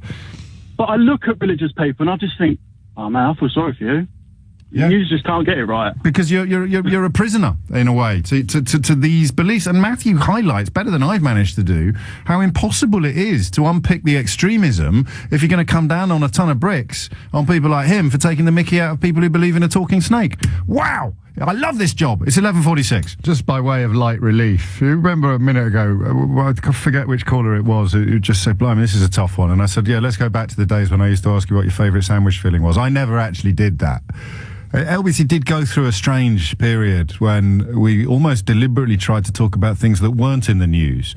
Those of us with a journalistic background found it quite difficult, but also strangely liberating in a way, because it meant you had to work a lot harder to find things that you hope people would. So you end up doing, I mean, the masters of this kind of radio are people like Danny Baker, where you said, what's the biggest thing you've ever lost? And we took a call from someone who'd left a cello on a bus the day before, that kind of thing. But just to show you how committed, and probably they should be committed, some of my listeners are. When I said that, Scott tweeted to say, what food can't be improved with cheese? And we did hours on that back in the day. Well, is there a food that it cannot be improved by the addition of cheese? To which another long-term listener replied ice cream. Lino replied ice cream. And Scott said, no, I actually remember the answer to that from 2004. Shut up. That's the first year I was here. And he's right. Mascarpone. You put mascarpone cheese on ice cream and it's, like tiramisu ice cream. It's nicer. I digress slightly. Let's get back to our conversation about fundamentalist terrorism and the intersectionalism of different religions, media coverage, and the ontological question. Anybody? Bueller? Waleed's in Nottingham. Waleed, what would you like to say? Cheese and Branston pickle. Not on ice cream, mate. What's on your mind? Got me thinking. Just a quick correction, if I may. Yes, of course. At the top of the hour, you said that circumcision is a Quranic requirement. It's actually not mentioned in the Quran. Is it not? It's not. No, but it's highly recommended within the what's called the Sunnah and Hadith, or right. What's prescribed by the. So I should have said scriptural sanctions, scripturally sanctioned, or something like that. Yeah, forgive me for being a job's worth. No, I like it. I love a bit of pedantry in the morning. Go on. I wanted to, because we're doing a combination of media coverage and religion, so I'm going to try and conflate the two, because I like to do that kind of thing. Good. In response to what Simon Jenkins said, I think a combination of these abhorrent incidents and the resulting coverage by certain pockets of the media has led to the following three things that have left me personally feeling reeling. My fellow citizens, first and foremost, fellow citizens of mine, brothers and sisters in humanity, have perished in the most unimaginably barbaric of ways. Secondly, these attacks will only further subject my community to yet even more scorn and scrutiny. Which is what the terrorists want. Well, that's precisely that. I mean, by tunneling the coverage towards Islamism and almost cultivating a blame culture towards Muslims, I strongly believe we're almost pandering to the whims of those who commit these attacks. That's what I find hard to get my head around. But the rational response to what you say is you can't talk about them without referencing Islam. If that is their rationale for doing it, then to try to explain it away or talk about it in a way that completely ignores the reason they would give you, especially if they shout out, Allahu Akbar at the point of detonation or at the point of murder, you can't not reference it and examine it and include it in the coverage. The question is when the prominence, to use Simon Jenkins's keyword, when the prominence becomes undue, and I don't know the answer to that. Yeah, it just depends. I mean, it's a bit. I don't want to sound too trite in all of this, because there's been really good conversations prior to me where they referred to religion as being a vehicle. Bit like, well, the vehicle that was used to maim those innocent people. Yes, we use cars for, they could be for a million good reasons. You don't ban vehicles because of one car accident any more than you'd ban Muslims because of one car driven into innocent people by someone who calls himself a Muslim. Indeed, and look, and religion, a lot of good value can be gleaned from it. Like you've cited, it could. I think for me, it's. I look at religion as a sort of established way of perceiving morality, and I think as far as people who follow a particular religion, without, no pun intended, but people of that particular religion are singing from the same hymn sheet when it comes to morality. Yeah, usually, and the Sikhs are feeding the homeless, or Muslim charities are working to fix the Jewish gravestones that got turned over in America last month, or Christians are handing out food without asking for proof of religion or proof of ideology before you get given it. I mean, you're right, and it's almost always mostly good. I think the problem starts, and I'm presuming that you said so at the outset, you're a Muslim yourself. I think the problem starts when the coverage appears to admit this ludicrous notion that there's something about Muslims that makes them more likely to be extremists. It is your turn at this point in human history to have your religion corrupted by a fundamentalist fringe. But pretty much every religion has had it to one degree or another at various points in history.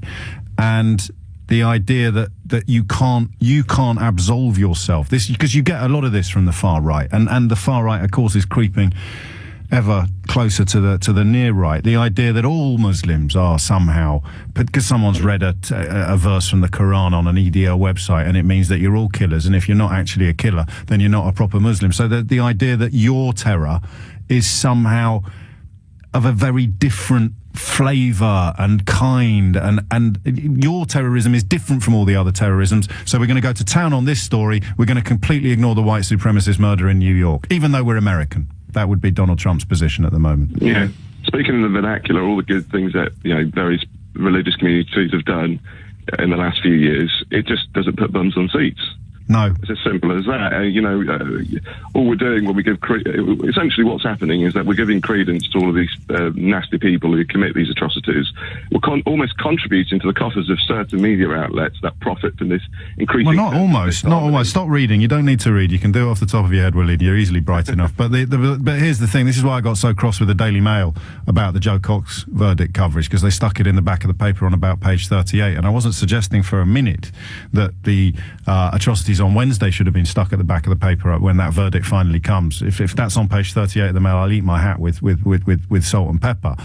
But that murder, that terrorist attack, should have had the same prominence as all the other ones we've witnessed in this country. Off the top of my head, I'd compare it to the murder of Lee Rigby, Fusilier Lee Rigby, and I'd compare it to the murder of PC Keith Park.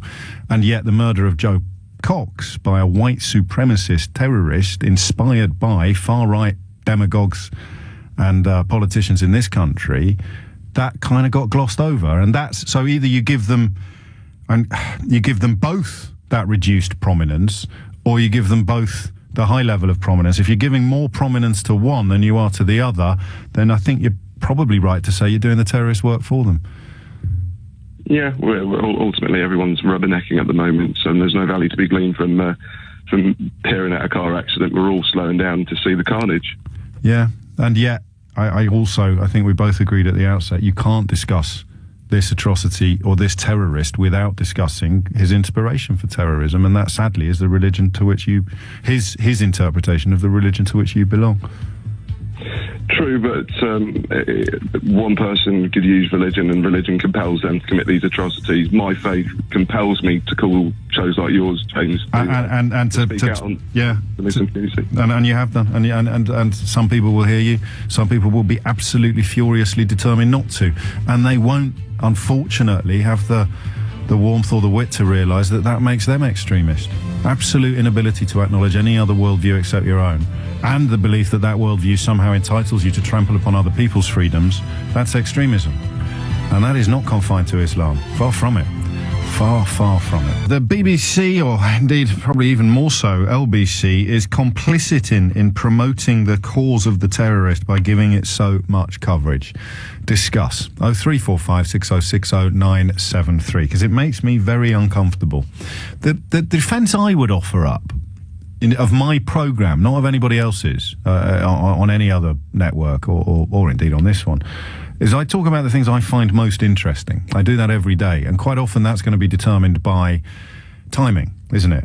And I find conversations, as you know, about autonomy, about religion, about propaganda, about media, all of these interplays, I find them enduringly fascinating. So when they convene in a way, a horrible way, a vile way, as they did on Wednesday, I think you'd agree with me that the quality of the conversation, and I've had my callers have had some lovely compliments coming in on social media today. The quality of the conversation we have doesn't fall into the trap that Simon Jenkins describes. But then I would say that, wouldn't I?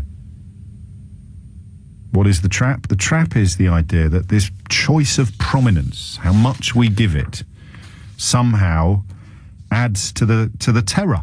And I think back to the lovely lady in Ealing yesterday who was terrorised, and I'm not using that word in an exaggerated fashion, by LBC's travel news. You remember this? Because she kept hearing about roads being closed and this notion of disruption, this desire to stay out of London, a frightened lady. I don't want to say elderly. You did sound, but I don't want to say that. It just the notion, that's what terrorism, that's where it starts. It frightens little old ladies. And you can either be like them or you can try to help them. But the more coverage we give, if our travel news is terrorising a little old lady in Ealing, then what the hell is the main news doing if you're watching it 24/7 on one of those channels? So what sort of prominence should we give? Just for the avoidance of doubt, and I know I'm wasting my breath because your knuckles are dragging along the ground, so you're not going to be able to... The noise of your knuckles dragging along the ground is so loud that you probably can't hear me. But this is an act of Islamist terrorism. It was committed by somebody who has almost certainly drawn his inspiration from some form of religious teaching, and nobody is trying to conduct this conversation without mentioning Islam. Now, just get lost. Go and listen to something else. Okay, we've got that out there. Clever people, conversation, prominence. So you take the white supremacist murder in New York, which has not been mentioned by the President of America, and yet he's mentioned the murder of an American in London. Why?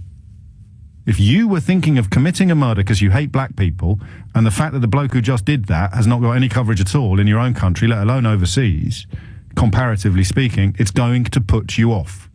If you were warped and sick and murderous and had somehow been persuaded that God wants you to kill, but you haven't quite crossed the line yet where you're prepared to do it, but somehow the allure of infamy, the allure of warped celebrity, that could make the difference.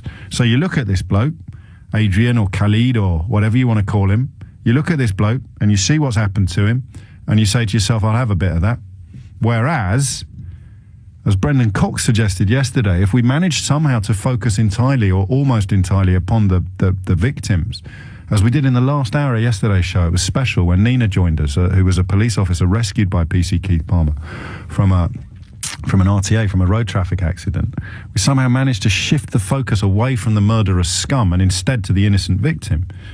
That was a very different story, a very different show. Discuss. Kate's in Hackney. Kate, what would you like to say? Hi, James. Hi, Kate. Hi, I just wanted to say that, you know, the media just paints every Muslim with the same brush. And, like, the Muslim we see walking down the street is not the same as this Muslim, well, so-called Muslim man. Like, Can you sort your phone out, Kate? Sorry to sound impatient, but I'm picking up about one word in three, and I know that you would have been a lot more clear when you spoke to Caroline. So whatever you were doing when you spoke to her, do it now while you speak to me. Can you hear me better now? Yes, thank you. Carry on. Great. I just wanted to say that this so-called Muslim, the media paints every Muslim with the same brush, and that does the media do mainstream, like a normal newspaper does that, you think? Yeah, well, social media. Yeah, social media, I'll give you. Yeah, exactly. Because, like you said, the killing in America, that wasn't on the media, but terrorist has been taking up every single radio channel and every single newspaper article and every social media platform. And I just wanted to say, like, I strongly believe that not every Muslim is the same. No, well, of course they're not, any more than every Christian is the same. Exactly. Or you bring, but in terms of the prominence, because this was an attack upon the House of Commons that has left 4 people, including a serving police officer, dead. 4 decent people, the terrorists dead as well. So, I mean, it's a bigger story. It happened in Britain. So the comparison with the American thing is more about Donald Trump's attitude to news and murder than it is about the British media's.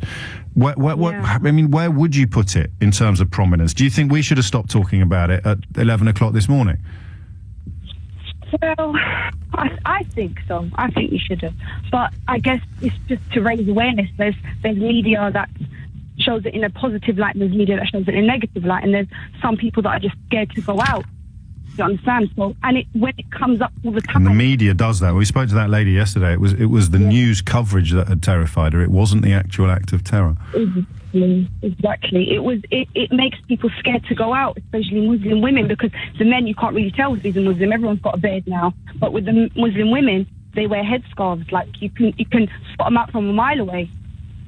So I just feel like... I admitted yesterday, I don't think you were listening, otherwise you might have referenced it. I admitted yesterday that I was on the school run on Wednesday, and there's a mum on my school run who wears full veil, and I don't like the full veil. I'm going to defend my right to have that view until the cows come home. But I felt a little impulse rising inside me, and I felt it before in some circumstances, but I've never noticed it quite that clearly. And the impulse was one of negativity, one of dislike, one of repulsion, because of what had happened, minutes previously, because it was 2:40 that reports started coming through, and it's 3:30 when I picked the girls up from school. And I had to tamp it down, and it gave me a degree of sympathy for people who can't tamp it down. It doesn't give me any sympathy at all for the people who don't want to tamp it down, or indeed the people that throw petrol at other people's little sort of flames of fear and terror. But you're right. I mean, she was utterly peaceful. A lot of you suggested next time you see her, have a chat. I might, but I don't want to freak her out. Go and say hello. But that's what you're talking about, and that is what the terrorists want. If you were running ISIS, Kate, thank you for the call. I just want to get this off my chest before I go to Matt in Eltham. I was thinking about this. ISIS is on its knees now. Islamic State is operationally not quite a busted flush, but it's pretty close to the end of the line. And that's part of the reason why the kind of traditional, for want of a better word, terrorist atrocity is thankfully quite thin on the ground now. These so-called lone wolf attacks. I don't like the phrase lone wolf. I don't think it's accurate, but I use it because everybody knows what I mean. You get a vehicle, you drive it into a crowd of people on the promenade in Nice or on Westminster Bridge. You don't need to have smuggled ordnance into the country. You don't need to have hijacked a passenger aeroplane. You don't need to have a bomb or even a gun. You can do it with just a car. And why would they do that? 2 reasons. The first is that they can't sponsor grander scale terrorism of an IRA type because they don't have the organizational or the operational powers. But the second is because they need, if they're going to, look, if Islamic State, I could have got this wrong. I was thinking about it last night. If Islamic State is got any chance whatsoever of recuperating, recovering, rebuilding its force, what does it need? What does Islamic State need? It needs more Muslims who currently find them reprehensible and disgusting to conclude that they've actually got a point? How do you get decent, peaceful Muslims to conclude that Islamic State might have a point? Well, treat them like they're scum, even when they're peaceful and decent. Treat them like they're terrorists, even when they're peaceful and decent. Tell them that they're not welcome here. Tell them that they're in danger of being deported. Tell them that they're a fifth column. Tell them that they're terrorists in waiting. And then the decent, peaceful people become susceptible to the voice in the ear that says, you see, they do hate you. You're never going to be part of this. You're never going to fit in. They're never going to welcome you. Same people that say you need more integration are precisely the reason why there isn't more integration. You get more integration by making people feel welcome, not by making people feel alien and judged. So if you were running Islamic State and you managed to get some half-wit to drive a car into a bunch of people on Westminster Bridge, what do you want a Western commentator to do? If you're running Islamic State, what do you want a Western commentator to do? To say that is a warped and exceptional example of that faith, of that scripture? Or, yeah, that's what they're all like. That's what they're all like. Who's doing Islamic State's work for them? Me? That is exceptional. It needs to be seen in the context of other extremist murders, other racist murders, other ideological murders, most obviously like the white supremacist murder in New York last week and in Batley and Spen last year. Someone like me saying, no, Muslims aren't somehow fundamentally different. An extremist murderer is an extremist murderer, whatever their ideology is, and we should be shooting them all down. Or, if you're running Islamic State, do you want a Western commentator to say, well, the problem is actually with all Muslims. I think you'll find that all, yes, fifth column. You tell me, who's doing the work of, whatever his name is, al-Baghdadi? Who's doing the work of the mad mullahs of Islamic State? In the West, who's doing their work? Because you've got hate preachers who are out there and admitting it, although they're a dying breed. Most of it's going on online. And then you've got this Western media, which somehow has rolled out the red carpet for people who are doing Islamic State's work for them. Even when it's not true. I mean, the most astonishing development is this idea that a terror attack happens, London does what it always does, picks herself up, dusts herself down, starts all over again, business goes on as usual. In fact, it goes on better than usual, because cognizant though we are of the deaths and the tragedies, we've actually started going up to police officers, I don't know if you've done this, I have, saying thank you. My wife was broadcasting live from Westminster yesterday morning at stupid o'clock for Australian TV, and she said, I went up to a couple of officers, they actually looked shell-shocked, and I said, I'm so sorry. She said, I'm so sorry about PC Palmer. I just want to tell you how grateful we are for the work that you do. And she said it's the first time she's seen a sort of police officer look quite emotional.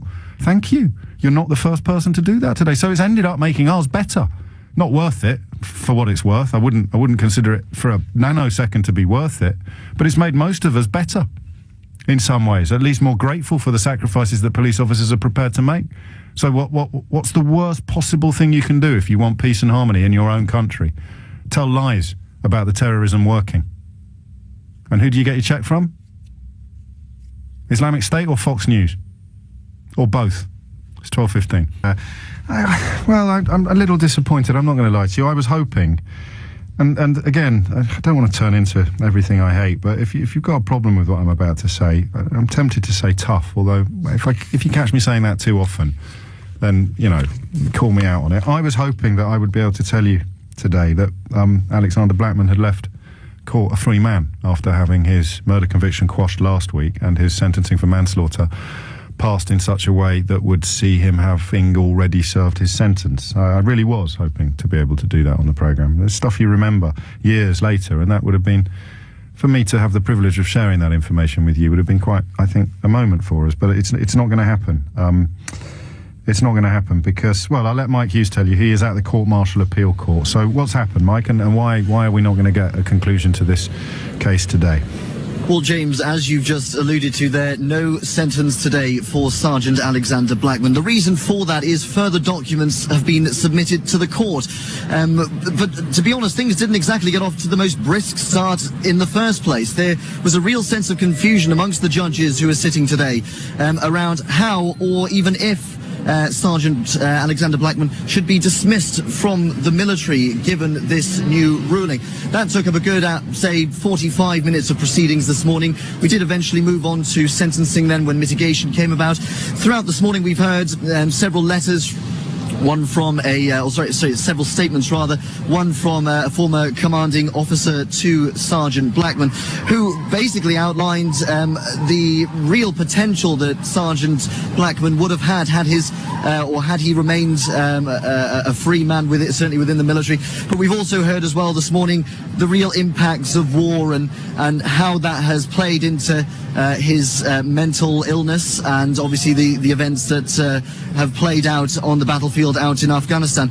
The judges quite simply were not satisfied that they could provide a ruling today given the new documents that have been submitted to the court. What we have heard this morning is that they will reconvene on Tuesday, where we anticipate sentence will be delivered then. And why? I mean, why the delay?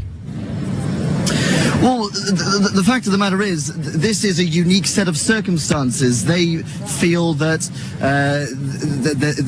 this potential case could open up other cases in the future, but really they need to be absolutely sure in what they're delivering is absolutely right. And again, one thing that we did hear from today as well, which I forgot to mention, which was that Sergeant Blackman's wife, Claire, took to the stand where she gave a witness statement about Sergeant Blackman, and really just alluded to the fact that this is a normal man who has made a mistake on the battlefield. He is not a murderer. And didn't set out in that set of circumstances. But also as well, we have heard from a coroner who has reviewed the footage, because this is all alluded, or certainly come from footage that was on a helmet camera, where they have ruled that the insurgents that was shot by Sergeant Blackman was close to death at the time. Anyway, so all of this is playing into more evidence that the judges need to consider. Okay. They, as I say, will reconvene on Tuesday. Mike Hughes, many thanks, live from the Court-Martial Appeal Court, where we were, I'm not going to mince my words, we were hoping to learn that Alexander Blackman had been released. That now is a prospect that has to be postponed until Tuesday. It's 24 minutes after 12. For the first time since 10 o'clock, I've got a couple of phone lines free. If you've been trying and failing to get through, everybody breathe. You can have another go now, okay? So what are we discussing? Mostly the media angle now. Simon Jenkins, former editor of The Times, telling the Newsnight programme the other night that the choice of prominence that the BBC, and they're far from alone in this, in fact, I suspect we're probably more relevant to this observation than even they are, that the choice of prominence given to the attack at Westminster on Wednesday aids and abets the terrorist cause. And the logic behind his thinking is pretty clear, even though it's an uncomfortable observation that he makes. You know, there have been numerous cases in recent years of people being killed by cars, deliberately, not so common. There was one case in the north in February at a car wash that some people, I think some reports suggested it had a racial subtext. Someone had his car wash, had an argument with the Romanians or the Eastern Europeans manning the car wash, and then drove his car into a crowd of them. I'm pretty clear that if this attack on Wednesday had been undertaken by somebody who didn't have links to Islamism, the coverage would have been different. I'm not 100% confident that it therefore follows that the coverage is wrong, that the prominence given to that crime is wrong. I kind of need your help in understanding why, if you believe it is. Why would it get more prominence? And the obvious parallel is with the sort of increasing number of white supremacist incidents. Not so much here yet, thank God, although obviously Brendan Cox and his children would point out that we have had that here as well. But the idea, I mean, sort of imagine some people, imagine being offered Brendan Cox's insights on what happened on Wednesday and not wanting to hear them. Why would that be? Why would people go after him on social media? It's weird. It's almost as if these people know somewhere deep inside that they're fomenting hatred, they're inspiring crimes, but they don't want to think about it, so they'll stick it on page 38. What is undue prominence for an Islamist terror attack, such as the one on Wednesday? A couple of phone lines free. You can grab one. 0345 6060 973 is the number that you need. Hit it now, you will get through. Bar's very high today, I have to tell you. Nothing to do with me, just obviously the planets have aligned and I've got some of the sharpest minds in the country tuning into the programme. Matt's in Eltham. No pressure, Matt. What would you like to say? Forgotten, to be honest. Get on with it. Here we go. Let me find my notes. I'm not a sub-editor for a newspaper, but if I was, mentally ill man kills 4 and maims many might be news for a day or two. Yeah. Islamic terrorist kills 4, maims many. That's a week's worth, isn't it? And the rest, it is. And I mean, it's possible.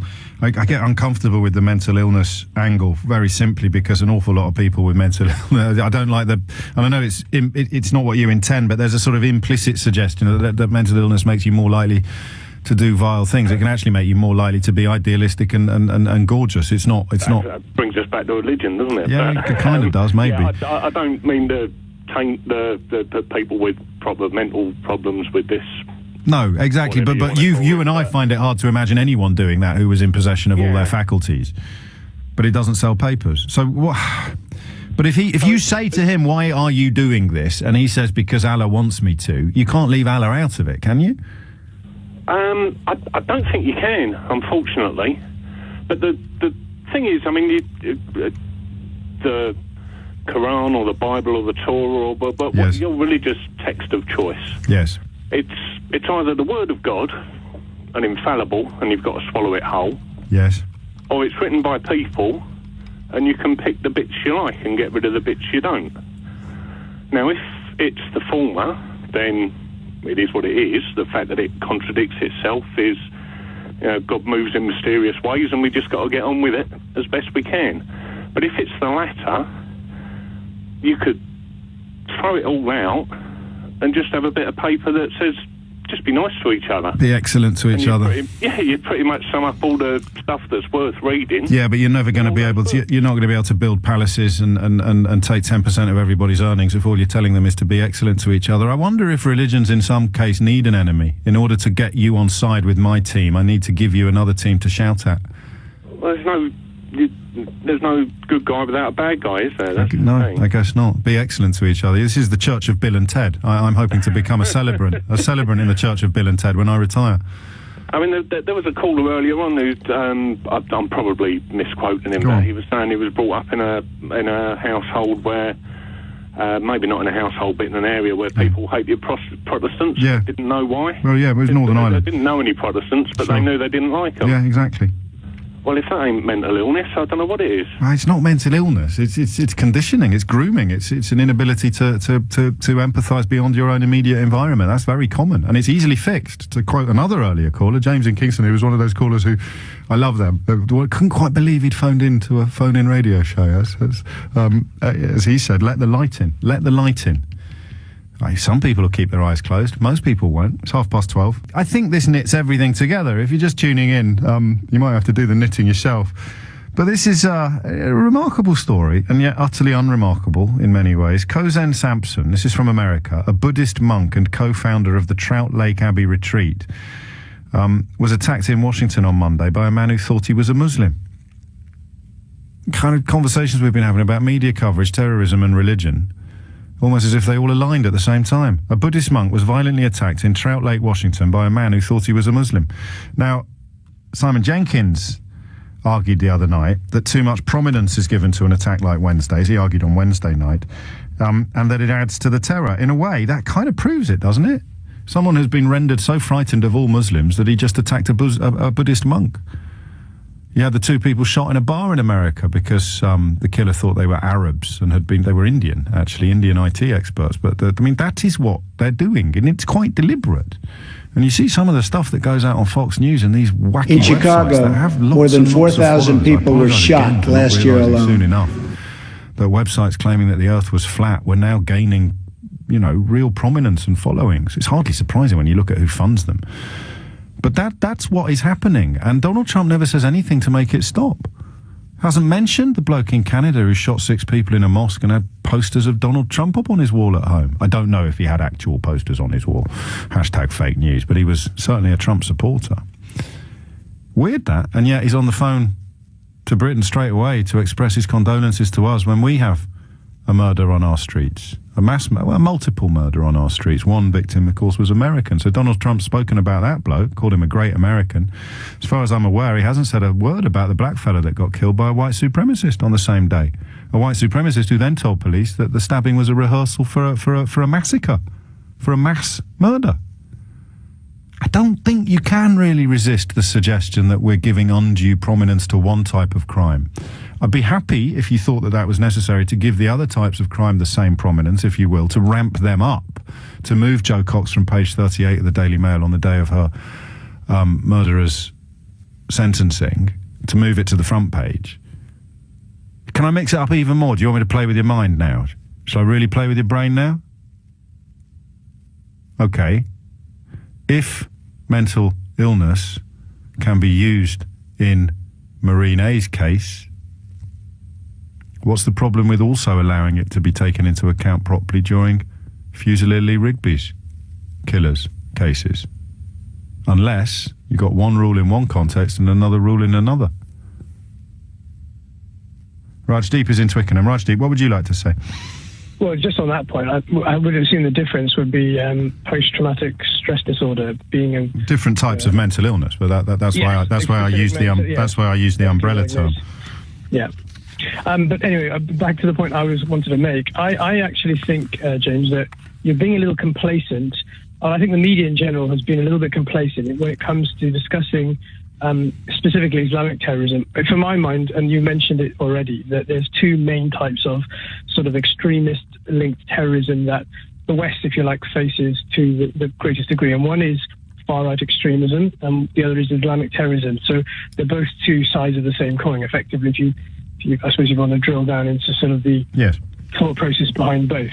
But on one side, we, and rightly so, I think, demonize, and we should demonize, the very ideology of far-right extremism and the political sort of agendas that they have.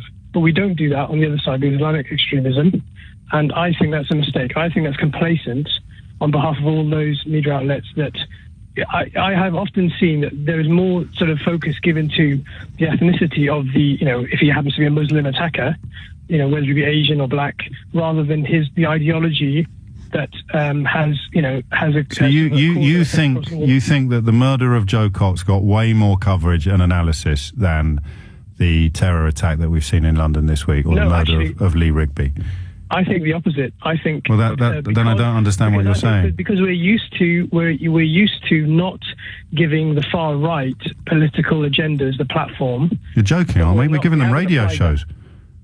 But we haven't really gone into discussing, his political aims, his agendas, issues about immigration that he might have had an issue with. But we do go into, for example, foreign wars where certain Muslims believe, they have a right. I don't know what show you've been listening to today, but we've been working on the premise that the Islamist terrorist this week did what he did because he thinks God wants him to, and it will get him a place into heaven. If you're suggesting that we should be using the Western foreign policy as some sort of rationale for terror attacks in Britain, I've got to tell you, I've heard too much of that.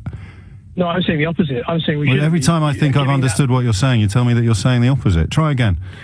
Well, what I'm saying is, I actually think we should not be giving them any platform to espouse any political agendas, whether they be, Israel, Palestine, whether it be Syria, Iraq, whatever. Who are you talking about now? So we shouldn't be discussing international politics ever? Not in relation to the radicalization of British people that sit together and talk about killing. So if you ask a British terrorist why he's become a terrorist, you don't want to hear the answer, is what you're telling me. No, I do want to hear the answer. I don't want to give them the opportunity, the platform, to spread effectively propaganda to recruit more. And where is that happening? Well, it happens if you allow certain hate preachers to go on the news and say, look, the West hates you because they're invading our country. And who's doing that at the moment? Well, no, I'm saying, various media outlets have allowed these sort of hate preachers. Tell me, who's the last one you heard? BBC, who's the last hate preacher you heard on the telly? Andrew Chowdhury has been in prison. Numerous outlets. He's in prison. He's in prison now. How long has he been? How long was he allowed to preach whatever he wanted? Until he broke the law. Sorry? Until he broke the law. Okay. So what I was getting to is perhaps the law needs to be changed. Right. Can I give an example that in Germany, for example, the various laws... I'm kind of talking about Britain.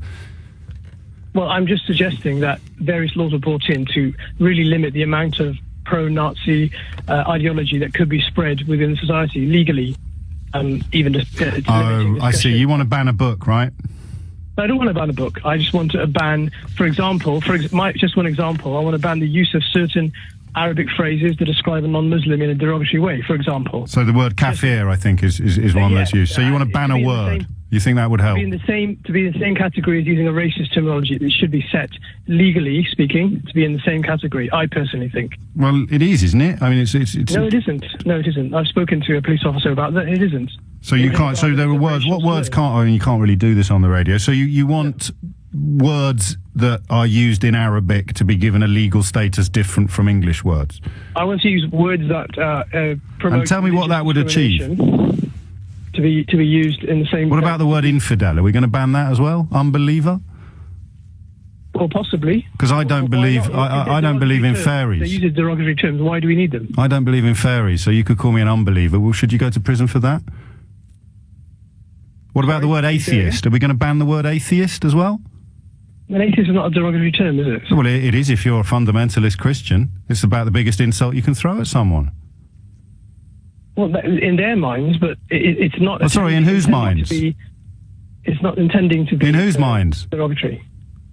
Yes, it is. If I call you an atheist and I'm a man of God, I think you're going to hell. That's about as derogatory as it's possible to be. I call you a sinner. Should we ban that word as well? Or is it just the Muslims who you think should have their words banned?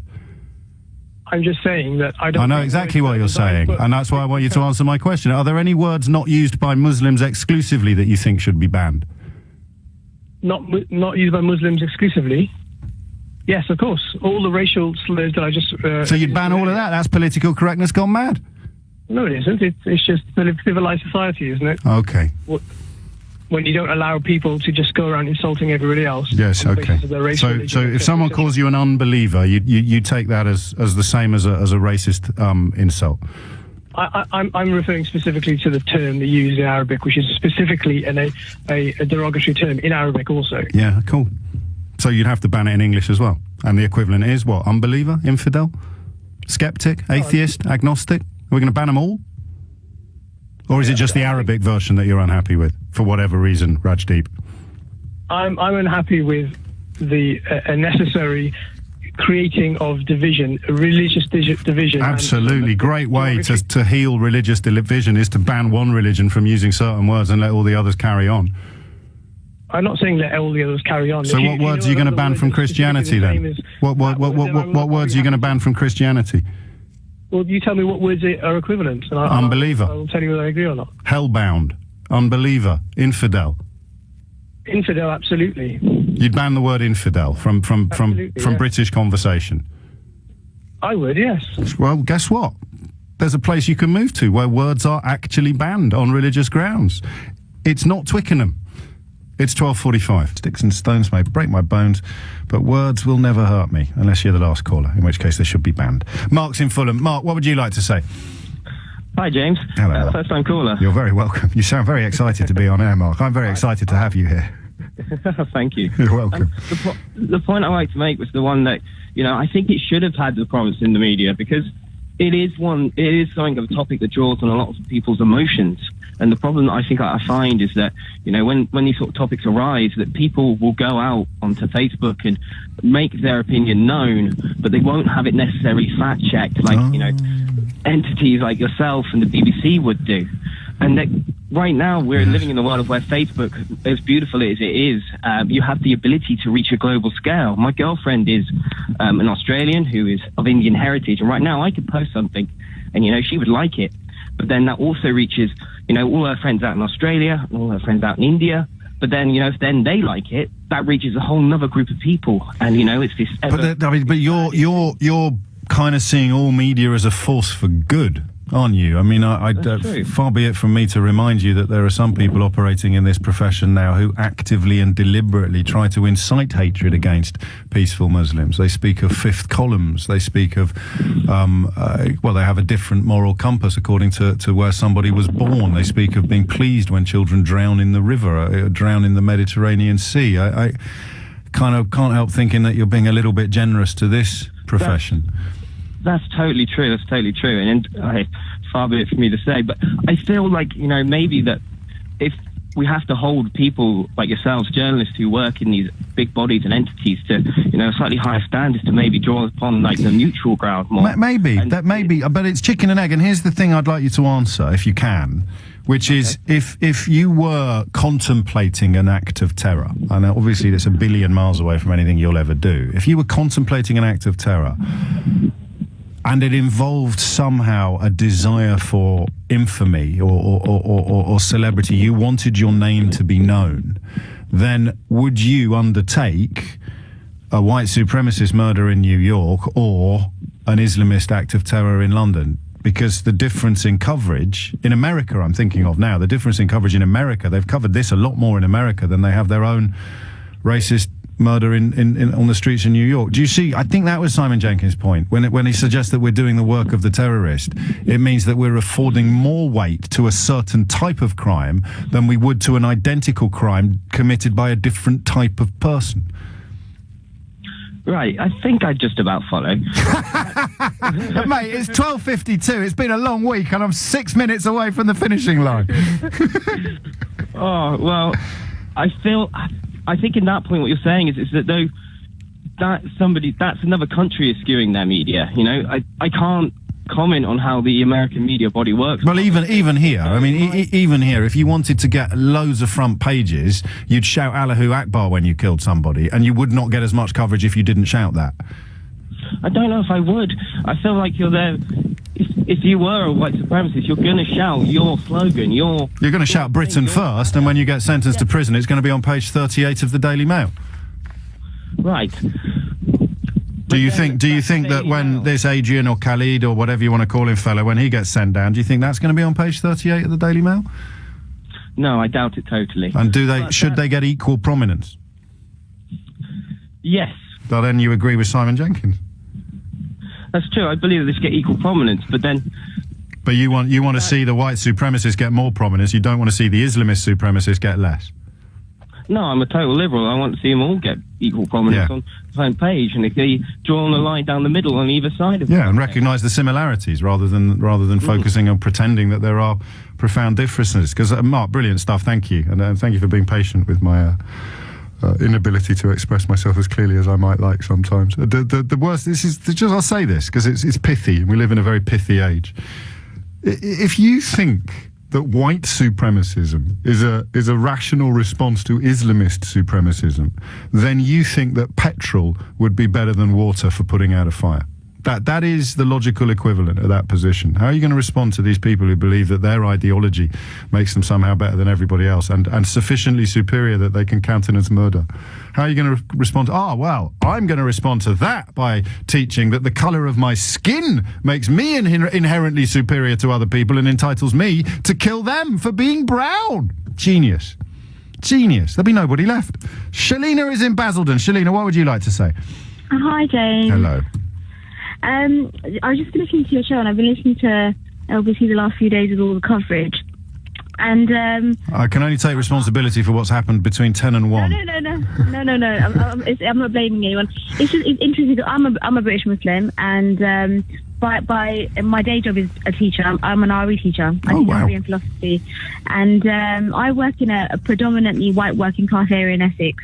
When I first started working where I was the first ever Muslim some of these kids have ever come across. Gosh. The first ever Asian person. And so that for me was really hard hitting. Yes. I was a bit of a novelty because they had all these questions to ask. And actually, it's been so lovely because now that I've been there coming up to 4 years, I remember last year I was on a maternity leave and the Paris shootings happened. And the day after, I was popped out to our local town centre with my little one just to have a walk. And somebody shouted out in town centre in Basildon and told me to call me a bleeping terrorist and told me to go home. And that was the first time that had happened. And you said, how can I go home? I come from Basildon. It's happened lots of times, but you almost get used to it. And I think that's quite sad that I'm used to that kind of vile kind of outbreaks from people, but and that really upset me, partly because I was with my child and it was broad daylight, of course. And some people laughed, some people heard it and they laughed, and that kind of just made me lose a little bit of faith. But they're the kind of people that we're wooing at the moment on this radio station. But I got home and I got emails from some of my students saying, "Oh, Miss, we know it's not all Muslims, and we really hope you're okay, and you're not getting any backlash from this." And it was so heartwarming to have that response from young people. And these are young minds, the minds of tomorrow. And in my department, in my school, we make such an effort just to teach, to educate, not just about Islam and Muslims, but about everything. When we look at extremism, we look at the KKK. Just to introduce, just to sit down. I mean, there are problems within ghettoized Islamic communities, Muslim communities that need a lot of light shining in, practices that are pretty backwards. And there are similar problems in all sorts of other communities. You just spend time with each other. There are two things I do when I'm in charge, Selina. See if you agree with this. You can put this on your next curriculum. I'd make everyone take a DNA test. My mate Chris, who produces the show When Caroline's Had Enough of Me, his mum had a DNA test done the other day. That's just his mum's side. He doesn't know. He has about 12 or 13 different specific nationalities, ranging from Persia or Iran as it is now, right across to the Pictish tribes of Northern Europe. So I'd make everybody do that, and then I'd make everybody play a sort of game of blind man's buff crossed with musical chairs, where you have to have a meal with people from a completely different background from yourself. And by the close of play on that day, the world would be a much happier place. Absolutely. But I think education is key. You would say that. You're a teacher. I think radio is really important. Say that. No, but I genuinely think it's not even the younger people, it's the older generations, for you to meet people, whether you're Muslim or not, just to understand each other as humans. I think once we've got that, then all of these other things will hopefully fade away. And the people that don't want to be harmonious and peaceful and kind and decent, they'll stick out like sore thumbs instead of being able to hide behind the veil of other people's ignorance, which they simultaneously do everything within their warped power to feed. Thank you, Shalina. Have a great weekend. Wayne's been in touch, regular listeners. Just to say that Shalina is not his neighbour. The last time a woman from Basildon rang in, she lived next door to Wayne in Basildon, one of my regulars. My apologies to James, who's in Hong Kong. Oh, come on. He rang all the way from Hong Kong and we couldn't put him on the radio. To Ted and to Steve and to Paul and to Mike and to Ben and to Shimon. We'll do it all again on Monday morning from 10. Have a wonderful weekend.